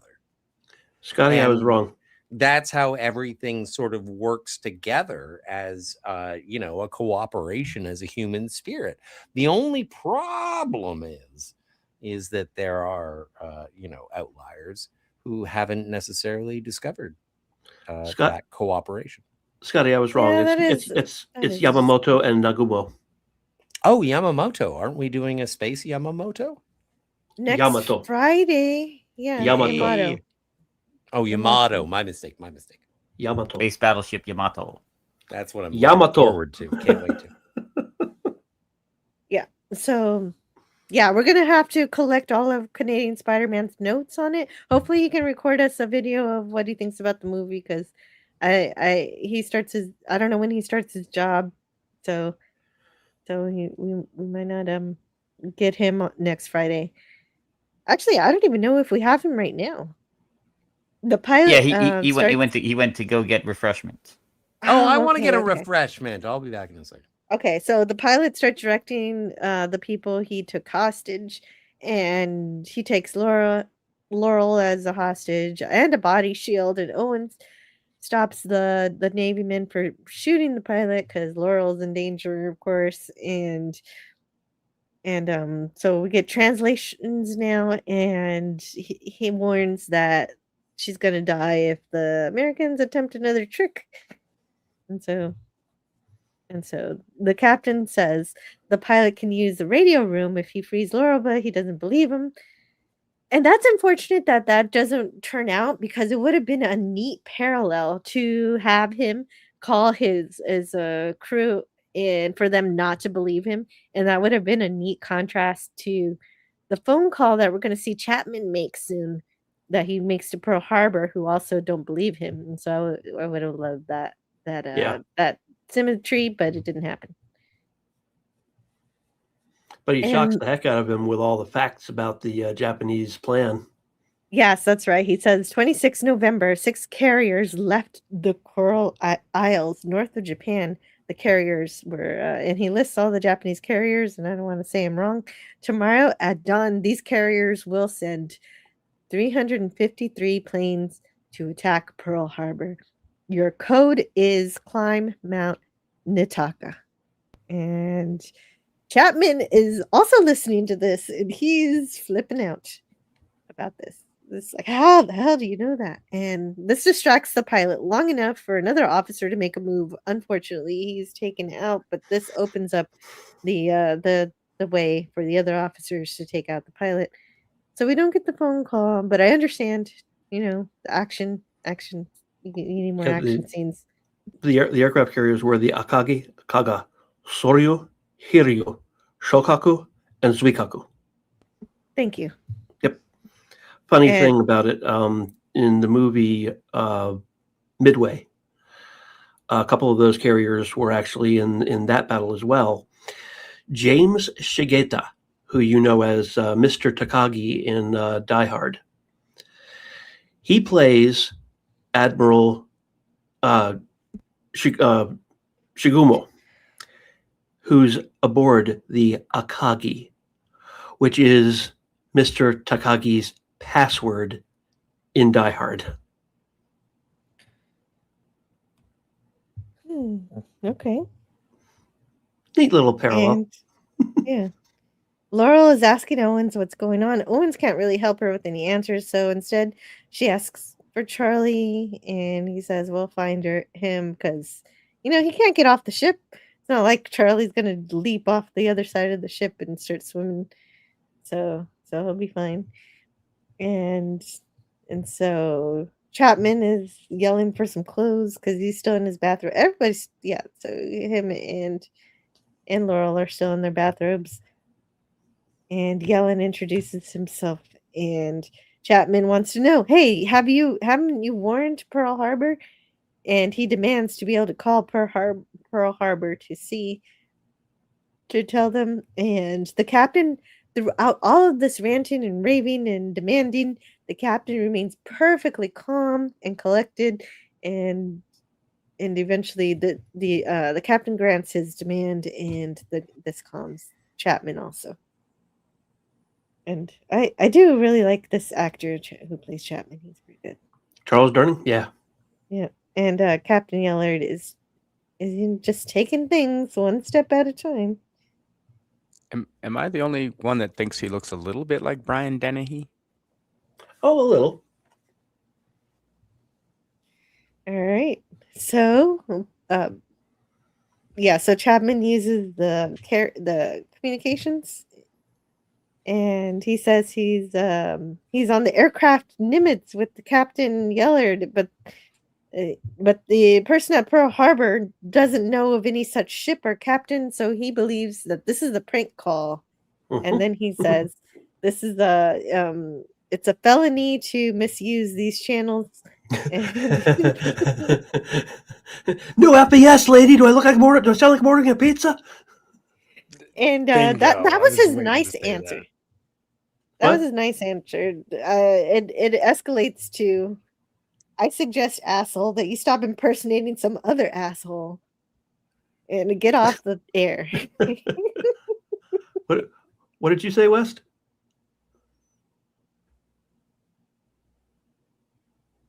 Okay. Maybe he was saying he had to go somewhere. Oh, well, I'll check. I said I was excited about the line from Die Hard. Oh, thank you. It was you. Okay, I'm sorry. Yes. No, but West Cagle is in the chat there. Look. Okay, cool. Oh no, I'm here. I just Okay. I just stepped away from the keyboard for a second. Oh, got you. Okay. Yeah, I didn't think I heard you. Wow, Dutch gradient. That's cool info. All of it. Everything Dutch gradient says is cool info, even if I have no idea what to respond to it with. Well, thank you. I appreciate it. Euler Greg says, I think the Japanese plan to include midget submarines was insane. And they should have destroyed the entire Enterprise except for the duty commander, ignoring multiple reports of submarine. Oh, he's continuing. It's I think this is the big story. So You can go to Nimitz the and Tokyo Museum and see those little mini submarines, like in Mhm. person, and you can see the Mm. kamikaze torpedoes that they used as well, in like the real ones in museums in Tokyo. And the Smithsonian, I want to say the Smithsonian has a kamikaze torpedo. Jill, you've been to the Smithsonian, haven't you? I have, but I was way too young to appreciate it properly. I was 12 years old, so I need to go back one day. And so poor Chapman, he's really in the Twilight Zone here. He even get some Twilight Zone kind of music, like or whatever, you know. It would fit in that music that is unnerving kind of music would fit in right in with the Twilight Zone. It's Oh really no, fun. it's not at the Smithsonian. It's at the National Museum of the Pacific War in Fredericksburg, Texas. Oh, that's much closer to me. I could go there. Yep. And so she gets dressed and she talks to Owens. She doesn't want to be left alone, and she's getting dressed. And she talks about her career as a political assistant, not a secretary to Chapman, because she basically writes his speeches. Yeah. And so they talk about that. It's a really casual talk you might just have with an acquaintance, except for the fact that she's getting dressed. And he's impressed with her. But he says, at first he says, of your time, you're like an impressive woman of your time, instead of, and then he corrects it to this day and age. So let me tell you something. Oh, she says, let me tell you something. I'm ambitious and very capable. That's a combination that's not much appreciated. It's a man's world. I'm sure you'll agree. And I spent a lot of time trying to hide the way I look, hoping to be recognized for my ability. Yeah. But if the way I look, yeah, exactly. That's her next line. If the way I look gets me in the door, then God help them when I get through. That's a cool line. Yeah, I was gonna say it doesn't stop her from using eyeliner and lipstick. Yep. Well, you got to use what you got. If you got it, flaunt it. Mm-hmm. And then once you get there, then you can use your intelligence to stay there. And the captain is keeping track of the Japanese fleet, so we're all keeping track of that. And Chapman insists that he and Laurel be flown to Pearl Harbor immediately. And Yelland actually agrees with this, but behind his back, he's like, you know what? We're going to drop them off at this deserted island. We'll leave them with some supplies, and they'll be fine there for the rest of the while we're taking care of Pearl Harbor. Because if I'm going to go into battle, I don't want any civilians on the ship. And this is the argument that Lasky has. He's like, wait, I'm a civilian too. So he says, you can go too. And he takes him up on that. But he ends up not going because he, of course, discovers that they're not actually going to Pearl Harbor. Yeah. This is where this movie really picks up. Of course, he's putting them on one of the Hawaiian islands, just one of the very, very remote ones that's uninhabited. Yes. Yeah. In the movie, it's uninhabited. In real life, it had like 200 people on it. And he ordered, yeah, exactly. So that's what's happening here. My job is to make decisions here now, and we don't actually have to describe that personal scene because we've already described it multiple times over the course of this broadcast where we, it's saving us some time now. That's great. So yeah, essentially he's doing what he can now. He can't worry about the politicians of the future. He can always only worry about saving the men that he knows to save now. And Lasky appears yeah, he wants to go, but they're not actually going.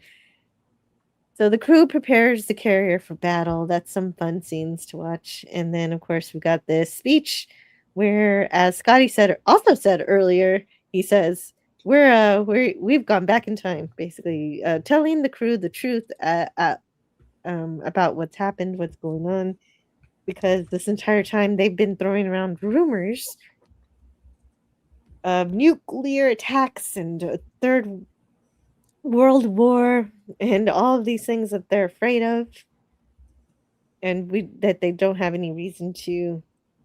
And so he takes care of that fear. What he says is, I believe what we have stumbled across is not man-made, but a phenomena of nature, one that can't be explained. Now, this phenomena is a storm, which the Nimitz went through less than 18 hours ago. So he describes all of that, and that today is December 7th, 1941. And he says, we're about to fight a battle that was lost before most of you were born. This time, with God's help, it's going to be different. If you actually think about that in the future, God decided, no, you're not doing that.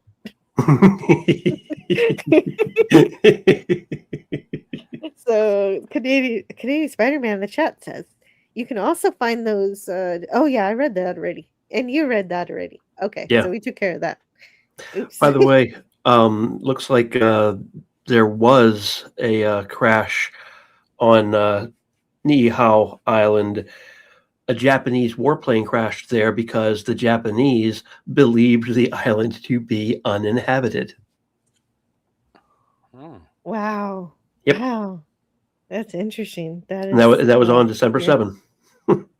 Right. The crew can't handle the truth, says Gavin. Oh no.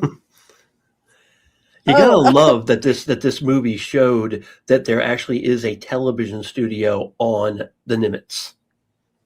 Yes. Yeah, and everybody can watch it. Yeah. Watch Lets them see the captain commander on TV.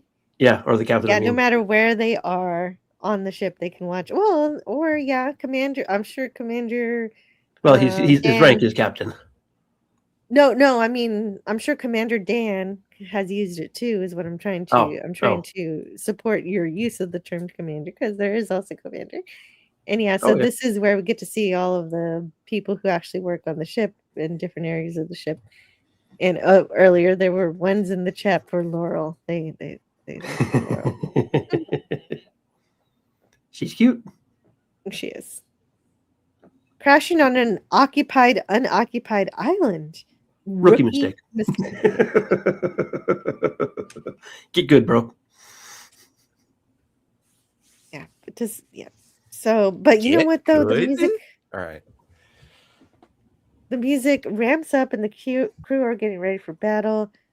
And after listening to the speech, so we get to see them all over the ship. Interesting thing. No, it's not. Part of the reason, so when you watch that scene, and it does cut to like a cinematic, as you said, in terms of the aspect ratio, it turns into the cinematic Kirk Douglas speaking to the crew, but it was on individual television, CRT monitors. And if they had been on like a set, they would have had enough power for the cameras to actually sync it up, because there's a different frame rate on the film cameras than there is on the display of the CRT. And so they did their absolute best. And some of the stuff that the cinematographer said, and he's like, you could do it with like parchment paper. And I'm like, what are you talking about? Because I have no idea how to work like film stock. And he's like, no, you can match it up and everything, but we didn't have enough electricity to do the power to the cameras and everything like that. But usually you can do it.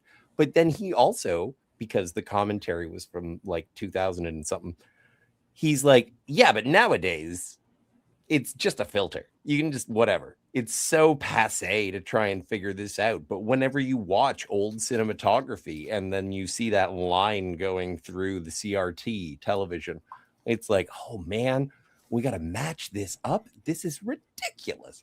And so I do find that sort of artistry and technical aptitude to be interesting in the nature of filmmaking. Aliens, there was much the same going on because there were so many videos and televisions and things like that. They were basically taking like much higher scale videos and then just putting a mask over them to make it look like it was a 4x3 television.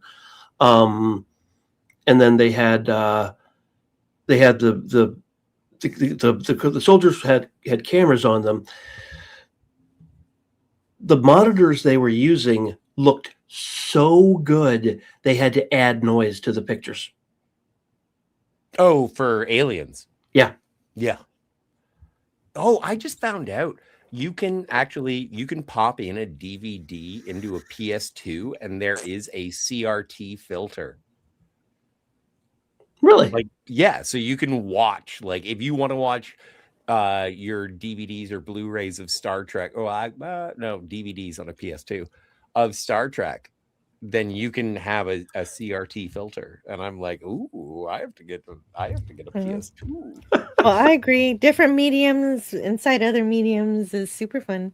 Yes. So Lasky finds Charlie and leads him around.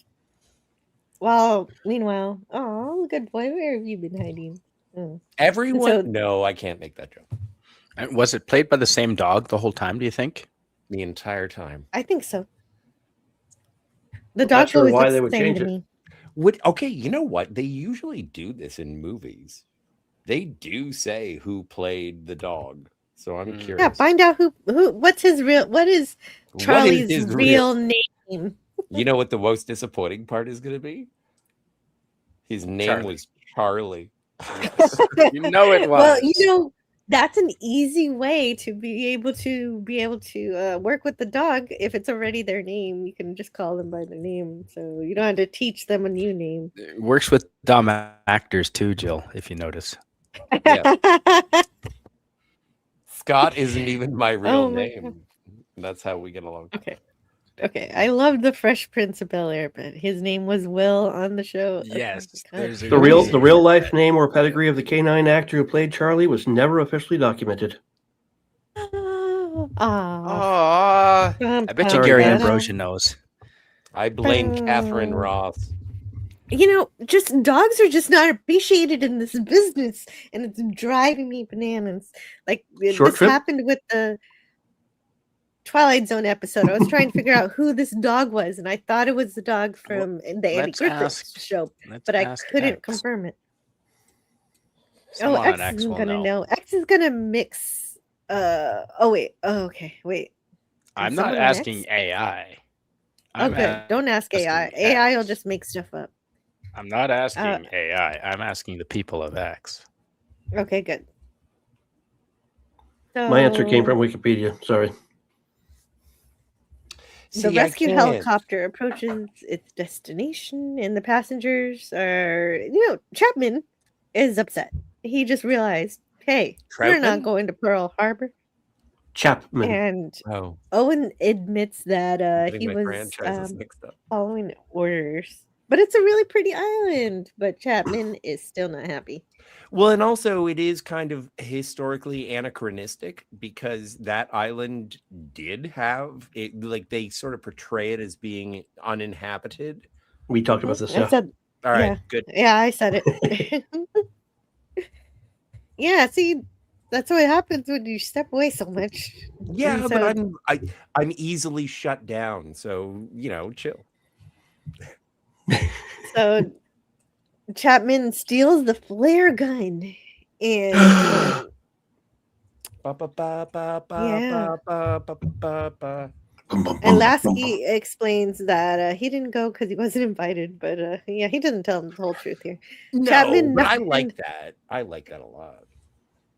Chapman knocks out an airman, and he threatens everybody with the flare gun, and they say, "Don't shoot that, or everybody's gonna die." And so they get into an altercation, and everybody dies. And yeah, oh, but as this is Rocks happening, didn't even fall. What do you mean everybody dies? well, not everybody, but everybody on the helicopter, because Owens tries to climb aboard the helicopter, but he falls off of it. He He falls doesn't into. fall. He decides Yeah, he does. to. No. There is a moment where he's holding on and he's like, I have a choice. I can climb aboard. No one is helping me. I have no idea what's going on. And he kind of looks back over his shoulder. And I do think that he does make the choice for Laurel. Well, that's the romantic in me. I do think that he's like, no, I'll take care of her. I'll take care of her instead of, like, if they're not helping me, I have no idea how this is going to transpire. I might just end up blowed up, and I think he stops, and then he's like, son of a bitch, when he sees it blow up, and I think he immediately blames Doc Hopper. Possible. And Doc Franco Hopper. Walker says Doc Hopper from the Muppet movie, played by Yeah, Charles Durning. right? Yeah. I've been calling him Chapman like his name is in the movie. I forgot he's in the Muppet movie. So Darn thank you. right. That's how good an actor he That's what I have Scotty R37 for, to remind me of the other things that actors have been in. Franco Walker says, "Everybody's dead, Dave." Yes. That's the Holly. That's computer. Holly in Red Dwarf. Yeah. Everybody's dead, Dave. Telling Lister that everybody's dead. He's been asleep for a million years. I'm sorry, Dave. I'm afraid I can't do that. Well, and now we're jumping into 2001 for no reason. And so, Well, you said Dave. I did say Dave. These are the Daves I know. Dave's not here, man. That's my favorite Dave. R.M. Briggs is the reason I know about that song. There he is. He looks like he's like Tag Nebbit. Yeah, totally. He does look a little put out. But he's dag nabbit through the entire movie. What do you think of James Ferrantino? Not much. I like him in this. I was looking to see what else he had been in. And for like what I remember early on, I was watching, what is it? Life Goes On.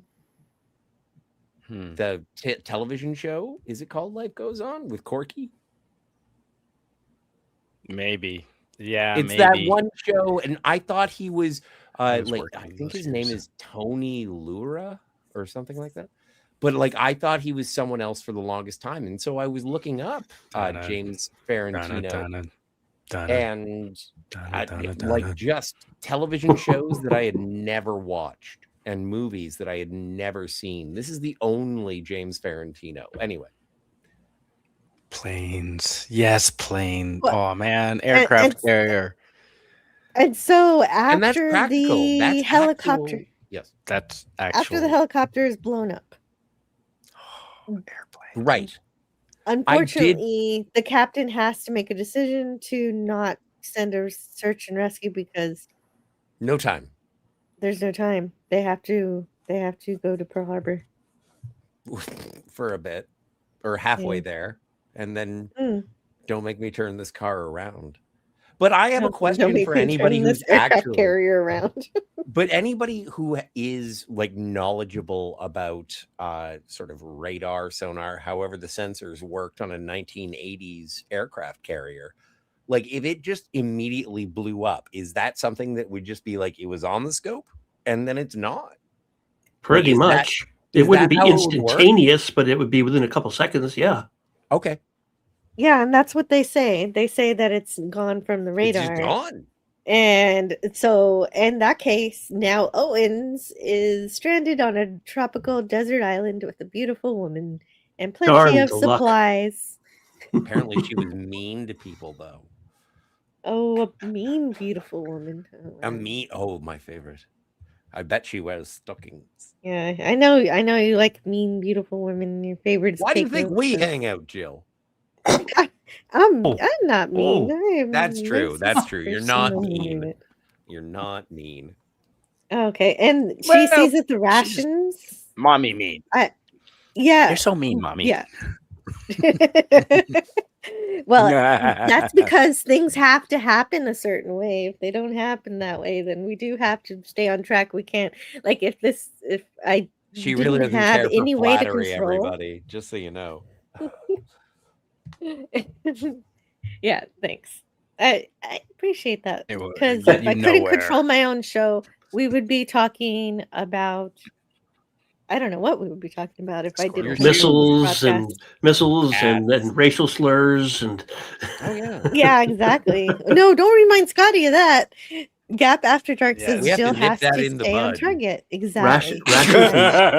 rations inspected July 1979. Yeah. Now, So this even though is- she doesn't say anything, I'm sure that now she believes it. Well, yeah, but I think that there needed to be a little bit of dialogue going on between the two of them because she sees it, we see it, and he's just sort of looking as if he's like, yes, I was the one who inspected those rations. It's like I needed something from Laurel to be like 1979, and then he's like, yeah. Or it's- she just had to say, so it's all true. Yeah, or or something something. like that. Yes. Or now, even if she just said, "Now I understand," and he nodded Mhm. in the same way, but there I had to wanted be something some sort too. of acknowledgement between the two about what she had just discovered, and then yeah, we see the Tora. The fleet headed to Pearl Harbor here. And actually, what you see in the fight in the actual attack on Pearl Harbor are scenes from Tora. Yes, sir. Yes. Yeah, and then of course we've got the modern planes headed Which the means same bull, way. bull, bull. Highway to the angel zone. And now you have the AO opposite because Toro would be bull. Same thing in Spanish. No, but it's Tora, which is Japanese. I forget what it means. It means a bad day for. I don't know, actually. I am looking it I was up. unaware that Google that was Translate. Japanese. Nihongo ga hanas. I speak it, but I don't know that word. Maybe Tora. it doesn't mean anything. Tora. It meant something. Do you think we can outrun it? Okay, so now Means as they're you're in trouble. approaching, now that they're approaching Pearl Harbor and they're ready to save the battleships, the storm comes back to take them back to the future. Well, and this is sort of where there's a fan theory that what's his name? Commander Owens. He's in charge of this, like from the future. Like he's the one who built the vortex, and so they do even say it's like we change our course, it follows us. Like we cannot get away from it. And Captain Yellen says it's like I don't even think there's a point of trying to run away from it. Is this a bit of the divine entering here, Scotty? Yes, that's what I was thinking. This is fate. This is fate because they were fine being in this timeline until they were going to actually change a major part of history, and fate said no. It could be the divine. It would be hubris for me to dismiss the idea. That's a Tora- Spock quote. Tora is a Japanese word. Well, that would be very Quantum Leap of the movie if it were. True. But Tora is a Japanese word that means tiger. Tiger. Tiger. Tora. Thank you. It's great. It was a See? code word that Got meant complete surprise had been achieved. Well, like whenever I ask D-Day. for Toto at the sushi restaurant, I get fatty tuna. So Everyone says that D-Day didn't mean anything. The D didn't mean anything, but everyone else, as you were, storming Omaha Beach, everyone knew it meant dick. You see, that's why I didn't know it, because I never saw any tigers in Japan. That's why that word is It was not. So you never heard anybody say lions and tigers and bears. Oh my! So you never watched Wizard of Oz in Japan? Yeah, in Japan. In Japan, it's just lions and bears. Lions in and China, pandas and it's bears. lions and pandas and Pandas bears. and bears, yes. No. Remember, I was mentioning the Phoenix missiles being Right. over the horizon. They could have fired Yeah. on those Japanese planes from the start. Yep. As soon as they launched. Yeah, Like, for they- real. I really could have. Yeah, for real. Do you think that the USS Nimitz, with all of its firepower, which is mighty, do you think that it could have taken out the Japanese fleet that was intended to ambush Pearl Harbor? Yeah. Not with missiles alone, but yes. Yes. Ramming What is the speed. They could literally aside- ram the other ships Yes, and but just this drive was through them. also a No, they couldn't. dilemma. Not can we do it, but should we do it? Well, See, yes. and Oh, it took them and- a while to say yes. No, and that's part of the reason. And before we get to the end, and I do appreciate the incorporation of the file footage, which I think is something where it's like, oh man, like even one of the pilots of the F-14s is like, we're gonna let the Jets do it again. That's a quote from the movie. Mm-hmm. And it's like, well, Yeah, you said it 3 times. That's your quota. That's it. 3 times. And so cut off. But the thing is like when they get back, it is, I think, their inaction at that time to intervene is more beneficial for the progression of the 20th century, if you will. However, that is, and we'll get to that in a second, but even if it was just like the Nimitz goes down, okay, at like 60% of the battle, the elimination of the forces that were attacking Pearl Harbor, like Pearl Harbor may have been able to defend itself with less, or maybe they would have turned back. Like there is a question as to, even if the Nimitz lost, where do you stand on the Nimitz being like, well, we're here to defend America. That is our mission as a ship. Let's go. And they were ready to.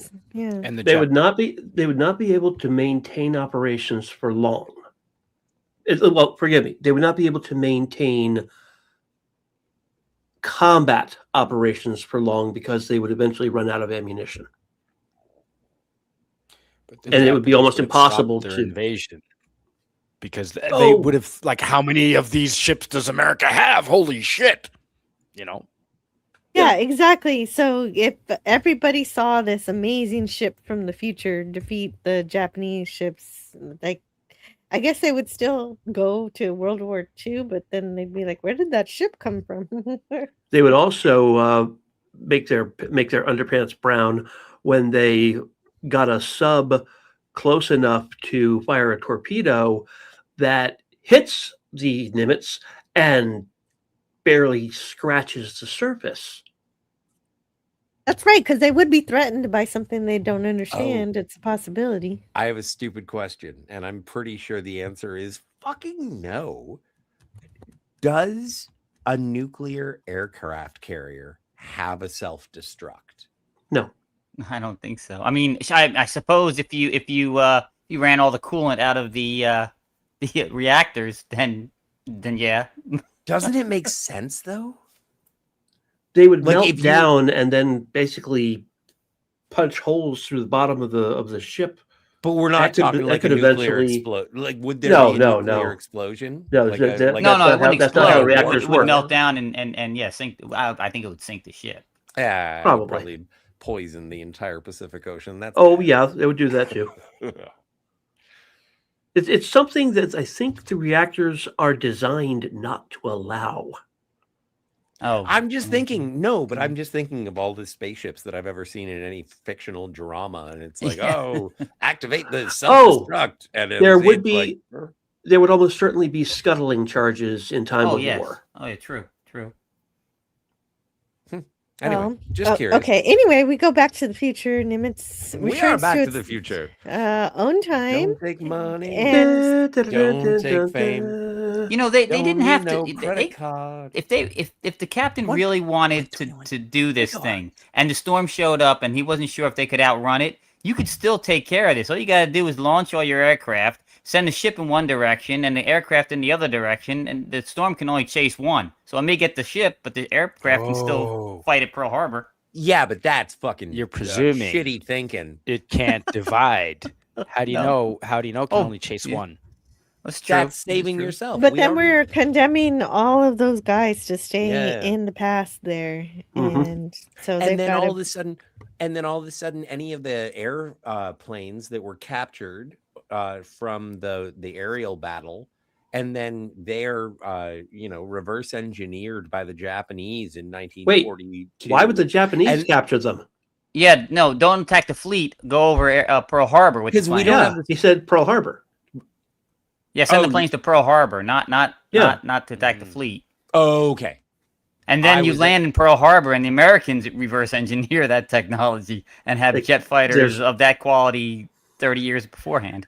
It would take so long because they would need they would need to make the tools to make the tools to make the tools to make the components. They'll have to figure out what a Robertson screwhead is. Well, you know, you need to know what integrated circuitry is. We already had jet engines in 1941, so not like that though. No, but we already knew the concept, so yeah. But I'm talking about the computers and the radar and all those things. Good Lord. But I was also afraid, like the thing that you're supposing is that everyone at Pearl Harbor is going to be totally on board. Oh, true. We shoot at our own planes. Yeah. Well, but like, what the hell is that? Like, I do think that, and that's aliens. Why I think it's an interesting conversation when Martin Sheen says to Kirk Douglas, he's like, so who are you going to answer to? FDR? And it's like, yeah, no, FDR is going to be scared as shit of you. Like you are essentially an alien. You're a time traveler, or so you claim. Like nothing about what you're saying makes sense. We're going to isolate you all separately. Yep. Send them to Bellevue. Yeah. Well, not Bellevue, but no, Area 51. Okay. Area 51, 14 years before. Yeah, that's why they need proof, which would have been those pilots having aged. That was such a good idea. They should have done that. And that's also one of the bullshit things about the end of the movie. I love this movie. I like this movie. And then at least we came back to the same world we left. Which that doesn't make sense. As I said, it was supposed to be aliens. But the thing is that we get, not only do we not get the attack on Pearl Harbor or the defense of Pearl Harbor, not only do we not get to see anything really sci-fi in terms of what's happened and changed in the future, but we end up getting nothing.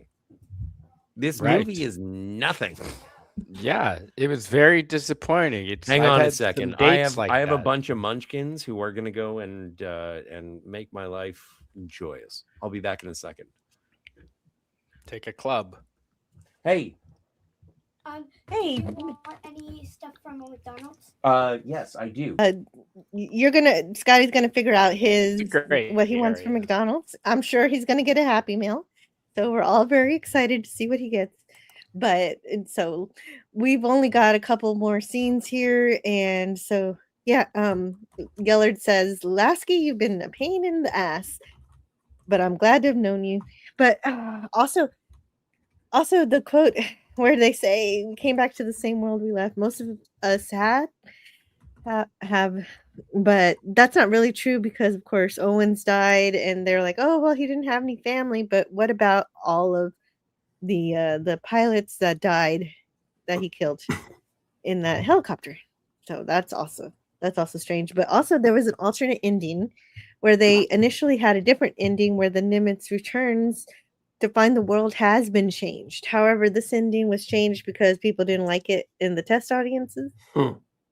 And so that's, and I wonder if I would have liked that difference. I don't know. Because that's interesting. My idea was it would be interesting if they would have succeeded in the battle with the planes, and my idea would have been that they could have taken out the planes before they ever got to Pearl Harbor. That way nobody would see that it was a super advanced ship that destroyed them. But then then that'll change the course of history. We actually talked about it earlier. And it would be like a City on the Edge of Forever or Yesterday's Enterprise kind of thing. And so then they'd have to figure out, this is the part I would have loved for the movies, to figure out what's the deal with this anomaly? How did it get made? And if you wanted to make the anomaly happen, is there a possibility to do that rather than just letting nature do it randomly, or not so randomly as Scotty put it from the book? Apparently there's a book that says that, or fan theories, and maybe it's just fan theories. You know what that sounded like, Jill? That Owens is in control. What does it sound like? A question. Since before your sun burned hot in space and before your race was born, I have awaited a question. Yeah, and that's science that even Spock doesn't understand the science of, and so he gets a little.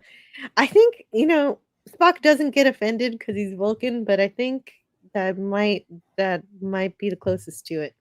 Yeah, he's just like annoyed that he cannot understand it. The Guardian Spock gets offended, but he just suppresses it, doesn't he? Or he doesn't get offended. Well, he has emotions, but he doesn't suppress. He just doesn't.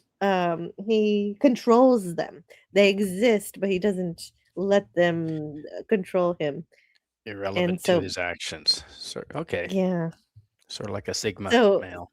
So also the reason why I've been on the slide for a long time is because this old age makeup is just as good as the Harry Potter old age makeup at the very end of the series. So it's just good that. Yeah. Which is to say, not the best. But they so they did. They had a whole life. We don't get to know what happened with Mr. and Mrs. Tidman, except they're married. Although someone in the chat did say, somebody in the chat said those supplies lasted 38 years. Yeah. Oh, that was funny. I've seen I've seen videos of people opening World War II rations. Oh, those creep me out because they actually eat it.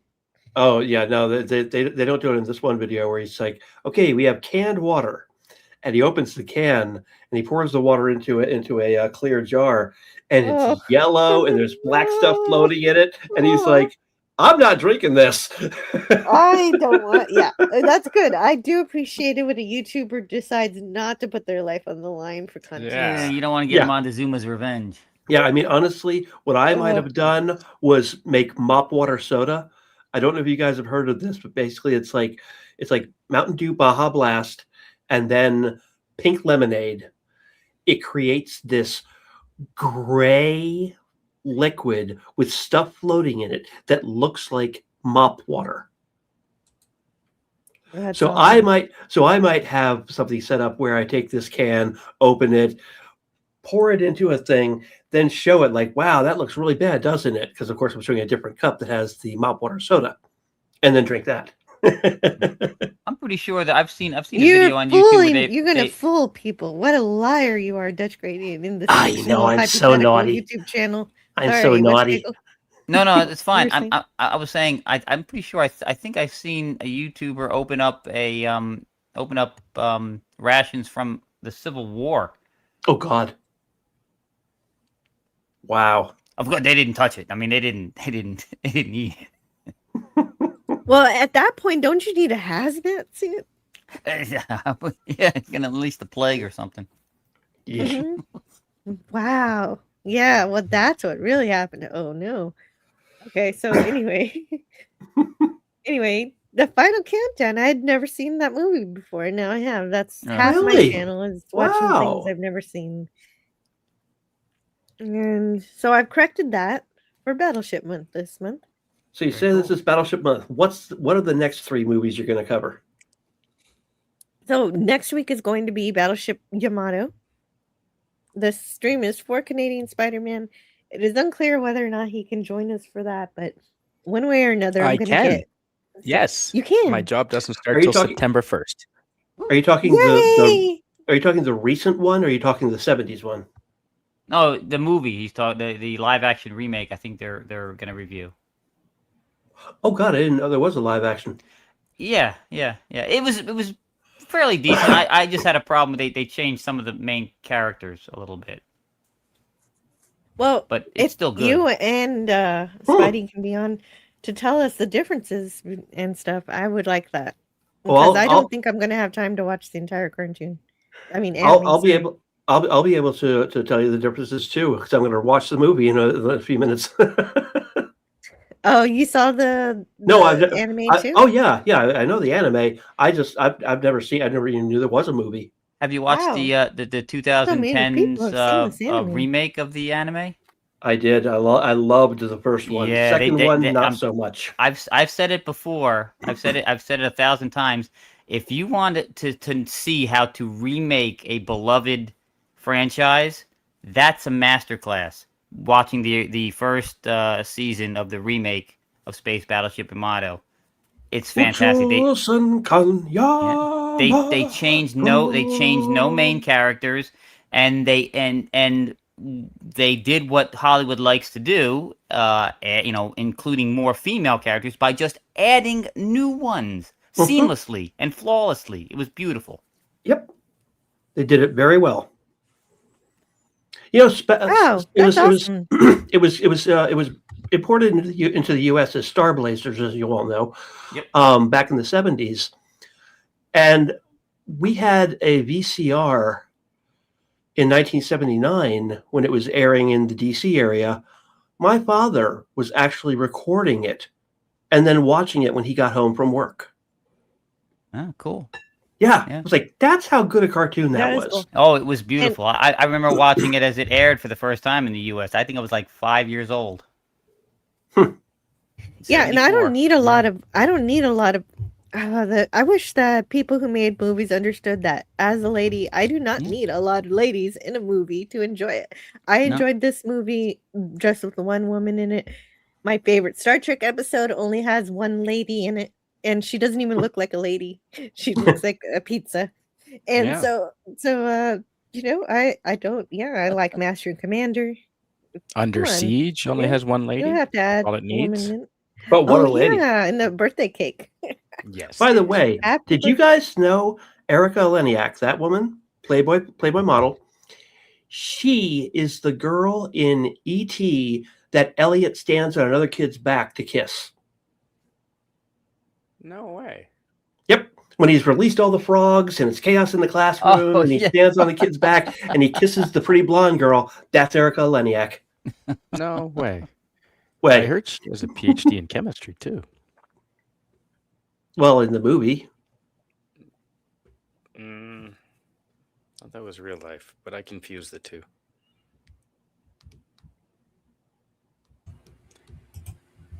I'm having the worst time. Yeah. Oh no. What's wrong? Well, I had to watch the final countdown twice last night. Oh, did you leave anything out of your notes? Started. Well, yeah, but the video's only like what is it, 3 minutes long? Yeah. You know, the music video. No, no, no, no. Yes. No, no, no, no, no. By Such a Europe, good movie. which today I learned that song has nothing to do with this movie. No. But so Scotty, was there something that you learned from the documentary? I mean, the commentary that you didn't mention? I think that the main thing that I learned was that cinematography is an experience of photography. Like you can't have cinematography without photography. And the idea of being able to light that aircraft carrier and with the restricted spaces and the way that lighting works with film and reflections. Like there is so much artistry in this film. Do you like the part where Chekhov is running around in Star Trek 4? Would you like to see an entire movie about that? Well, can I show you a movie? This is but nobody gets a concussion. Oh no, somebody does get a concussion. The pilot well, a does couple of pass people out. get shot, Jill. Well, yes, there's also death. But the dog survives, so it's all good. But that's the thing, is that I think that this is such an exquisite example of practical, legitimate, not even effects. This is a matter of filming reality and incorporating it into a fantasy that it is amazing. I think that even if you don't care about the story or the drama, I think that just watching it, even with the sound off, is just like, holy shit, is that Kirk Douglas? And then it just goes full tilt boogie. It's psychedelic. It's amazing. And if you do have it on with the sound, then the music is incredible. And again, holy crap, is that Martin Sheen? Like, there's so much good about this movie, and then it just ends. And you're like, why did it end? And it's like, well, how are you gonna end it? It does make you think a little bit. What is the price of defense? What is the price of the future? Are you so certain that you can alter things? Like, I think that this is a very good movie that is much more in my brain than it is on the screen. I think that it is inspiring and logistically accurate. I really enjoy it. How much more Scotty, do I have to continue? say? Yeah, I want you to actually continue carrying on for a little while so I can figure out who to raid, and I'll let you know when you can stop talking about time travel. You must continue talking about time travel indefinitely. No, okay, no. Well, So if I could, I would like to bring up one other time travel movie that this one kind of reminds me a little of. Hot Tub Time Machine. Anyone seen it? Yes. Yes. The ending of it drives me nuts because John Cusack is in his teenage body. Things have now changed. Life will be different. And instead of living that life, he teleports all the way to the future and learns that he has been living the perfect life for the last 40 years, except he has no memory and no experience of having done that. He did not live that life. I'm like, oh, dear God, this was the wrong way to do this. He should have stayed in the past with his buddy who took over, what was it, Def Leppard? Yes. Yeah, so... Thank you. And he should have stayed with him, and then we get this, like, wavy lines, and now we're in the future, and we learn that Cusack had lived a perfect life that he always wanted. It's like, come on, guys, you can't just cheat him out of his entire life. Oh, but they did. Oh no, there was a gap in logic and morality in the movie Hot Tub Time Machine. I know, that's so weird. It's so strange. From what I understand, a cat likes lasagna in Garfield. I don't mean to diminish, but the thing is like this is a matter of like, how do you kill a vampire? Any way you want, it's fiction. Oh, yeah, but you can't kill them with sunlight anymore because they just sparkle in the sunlight. Yeah. Depends on what world. Like maybe Seattle sunlight is different because of the clouds. Seattle sunlight is different because of the stupidity. Oh my stars! I can hear you saying "Gosh, nye high." I just like in Buffy when you've got some vampires when they get hit by sunlight and they turn to ash almost instantaneously, but the main character vampires will just start smoking until they get into shade. Oh, sure. Well, it's like the difference between the holodeck. In the season 1 of Star Trek: The Next Generation, you throw something out of the holodeck and it slowly dissolves. But by the time you get to season 5 or 6 of Star Trek: The Next Generation, as soon as you pass through the arch, you just dissolve. Like not even dissolve, you're just like zzz, bug zapper. Yeah, poof. And so, it matters when the writer wants it to matter. Well, that's always the case with Star Trek. I mean, well, good Lord, they discovered in fiction. That's in Star Trek, they invented the Fountain of Youth in season 2. No. Yes, they did. Well, when Youth was invented years before. Scotty, let me finish. When Pulaski got infected by that disease that rapidly ages you, and then she finally found the cure for it, but she's still old, they fixed her by grabbing hair out of her hairbrush, putting that in the teleporter matrix, and teleporting her into her younger DNA. And she remembered everything too. That is now immortality and the cure for any disease. Yeah. As long as you did not have the disease when your DNA was saved, you're good to go. And they never touched it again. That is those sound like the words of someone who is a Discovery fan. They can make shit up, bullshit anytime they want. Well, yeah, they've been doing that forever. Scott, I don't know why you act the way you do. I know. It's just don't treat me like Toby. It's just it's a matter of consistency. Well, and they don't have it. As inconsistent as it anyway. But yeah, there's a consistency to their inconsistency. That's true. That's true. Okay, so I have got all the raids all set up. Thank you guys for filling in. I hope everything was good and amazing, and everybody was nice to each other, and nothing terrible happened. Apart from the racial slurs. No, Scotty said the J word 5 more times. Oh my God! No, I said J. Jonah Jameson, and everybody got all ricky-dicky. Yeah, very, very offensive and controversial stuff. And so, Los McLean is over there already. Okay, is he said hello? I'm sorry, I missed that. And also, Das Thief also said hello. I missed a couple things over there on Rumble. Thank you guys for being on Rumble, and I am going to be raiding Evil Enigma, who still needs some chatters. Actually, I still need some chatters, but I'm pretty far ahead. So I've got 32. I'm okay for today. 32 out of 75. It's only the 7th of the month. I think I'm going to be okay. All right. So, yeah, we're going to be fine, hopefully. But I mean, I wouldn't mind more chatters. But anyway, we'll play some games tomorrow, and I can get some more tomorrow. Oh, we doing NES? And NES, yeah, we're gonna just play random NES games. So cool. We'll see how that works out.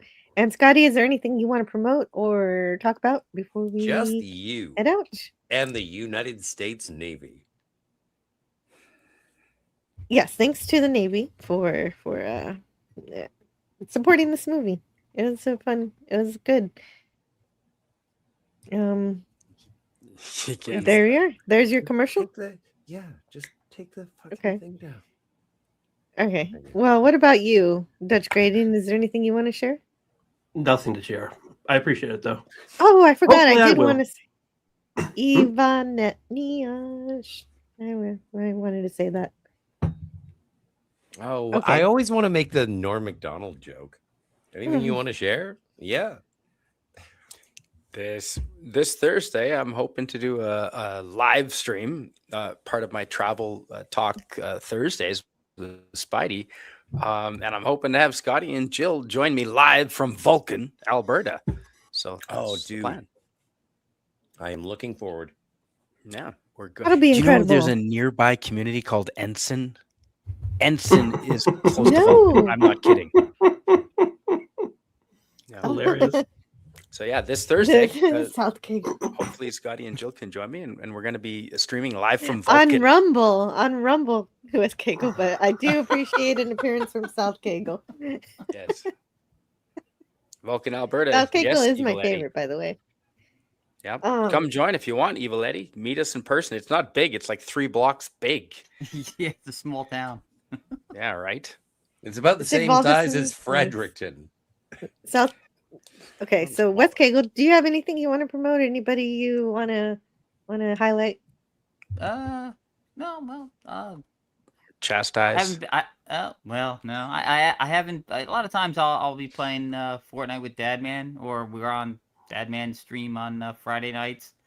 You know, probably late at some point, but that's about it. I've not been on a lot of streams recently, but Yeah, I know. I considered myself lucky today. I had missed you for like we haven't seen you in months, and it's just yeah, keep I'm so meaning to glad you swing had by, some and time. I always forget. I see that there's a stream coming on, and then I forget, and by the time I remember, it's like It's over like- already. Yeah, I'm like, Yeah, it's oh. over, or we both got to do something else. So anyway, that makes You sense. assumed Work we doesn't pissed want to him be a off. merry man. No. Who did we piss off? No, we just assumed that we had pissed off West Kegel. Probably something Scotty or I said. Well, Oh, you no, know, no. I can't say I didn't think about it, but I Oh, couldn't figure no. out what. No. What did I do? See, the thing is Yeah. that every time I see West Kegel, I say, I'm sorry for the last time. And West Kegel always says, Right. I always say, what last time? I don't remember anything bad happened last time. What you have to understand is West Kegel's a New Yorker. It takes a lot to offend someone like that. Oh, I'm even worse. I'm a New Jerseyan. You know what? I couldn't works. tell, but yeah, it works too. Yeah. I'm from Jersey. Yeah, so. What exit? Yeah. Exit. Well, let me see. I used to be exit 9, exit 8. Now it's exit 9. Now it's exit 3. Well, you're close. Yes, I went all the way down to the Pine Barrens with the Jersey Devil. So. Oh, that's where the What? FAA's William J. Hughes Technical Center is. What? FAA has so William I- J. Hughes Technical Center out in the Pine Barrens. Well, the Pine Barrens is pretty As big. we're So. as we're winding down here, Low Spec Linux Gaming on the Rumble side said I was going to watch Canadian Spider-Man in Portugal, but I refused to support ScrewTube any longer. Ooh. Spidey, would you ever consider multi-streaming to Rumble? You're already I- streaming. Yes, I absolutely. If it was a button that I could just click and it would happen, it would already have been done. I've thought Yeah. about it often. Jill, you've shown me a way to do the streaming to both platforms, and I just have to have the time to Mhm. sit down and do that. I think there are a lot of people who would like that. And there you go, Dadman Walking Thank you. 55. whole I was bunch not of good at putting things in. Spartacuses. We love Dadman. Yay. Dad Man walking. We're Hey, Mrs. Dadman too. Yeah, she's great. She has a And- show every usually during the weekday, in the Mhm. mornings. Your morning a dose of positivity from Mrs. Dadman. Oh yeah, this world can need more of that. Yes. And so we're gonna go for now, and I hope you guys enjoy your weekend. We'll play some NES games tomorrow, so I'll leave now so you can Nice. figure out how you want to spend the rest of your Friday. I'll see you soon. Good See night, you next everyone. time. Bye. Got to get down on Friday.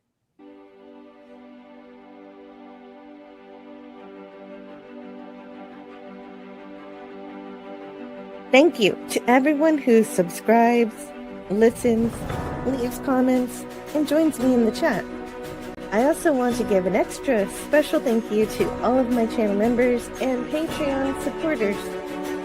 Every month, we have exclusive membership streams on YouTube, and I'm coming up with new content to upload to my Patreon too. Every level of support, from simply watching and engaging in the chat to becoming a member, helps me grow this channel in so many ways so that I can keep exploring stories that we love. Thank you for being a part of it.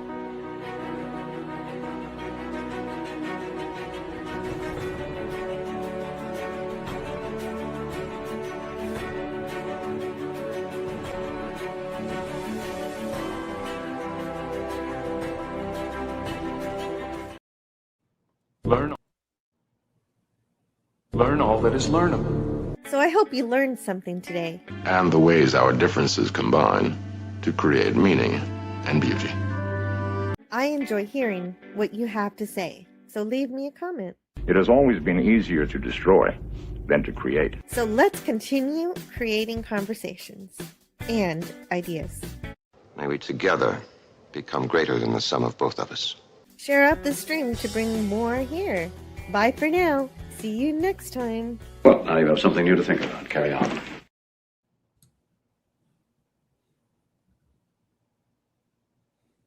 Look sharp. Look sharp.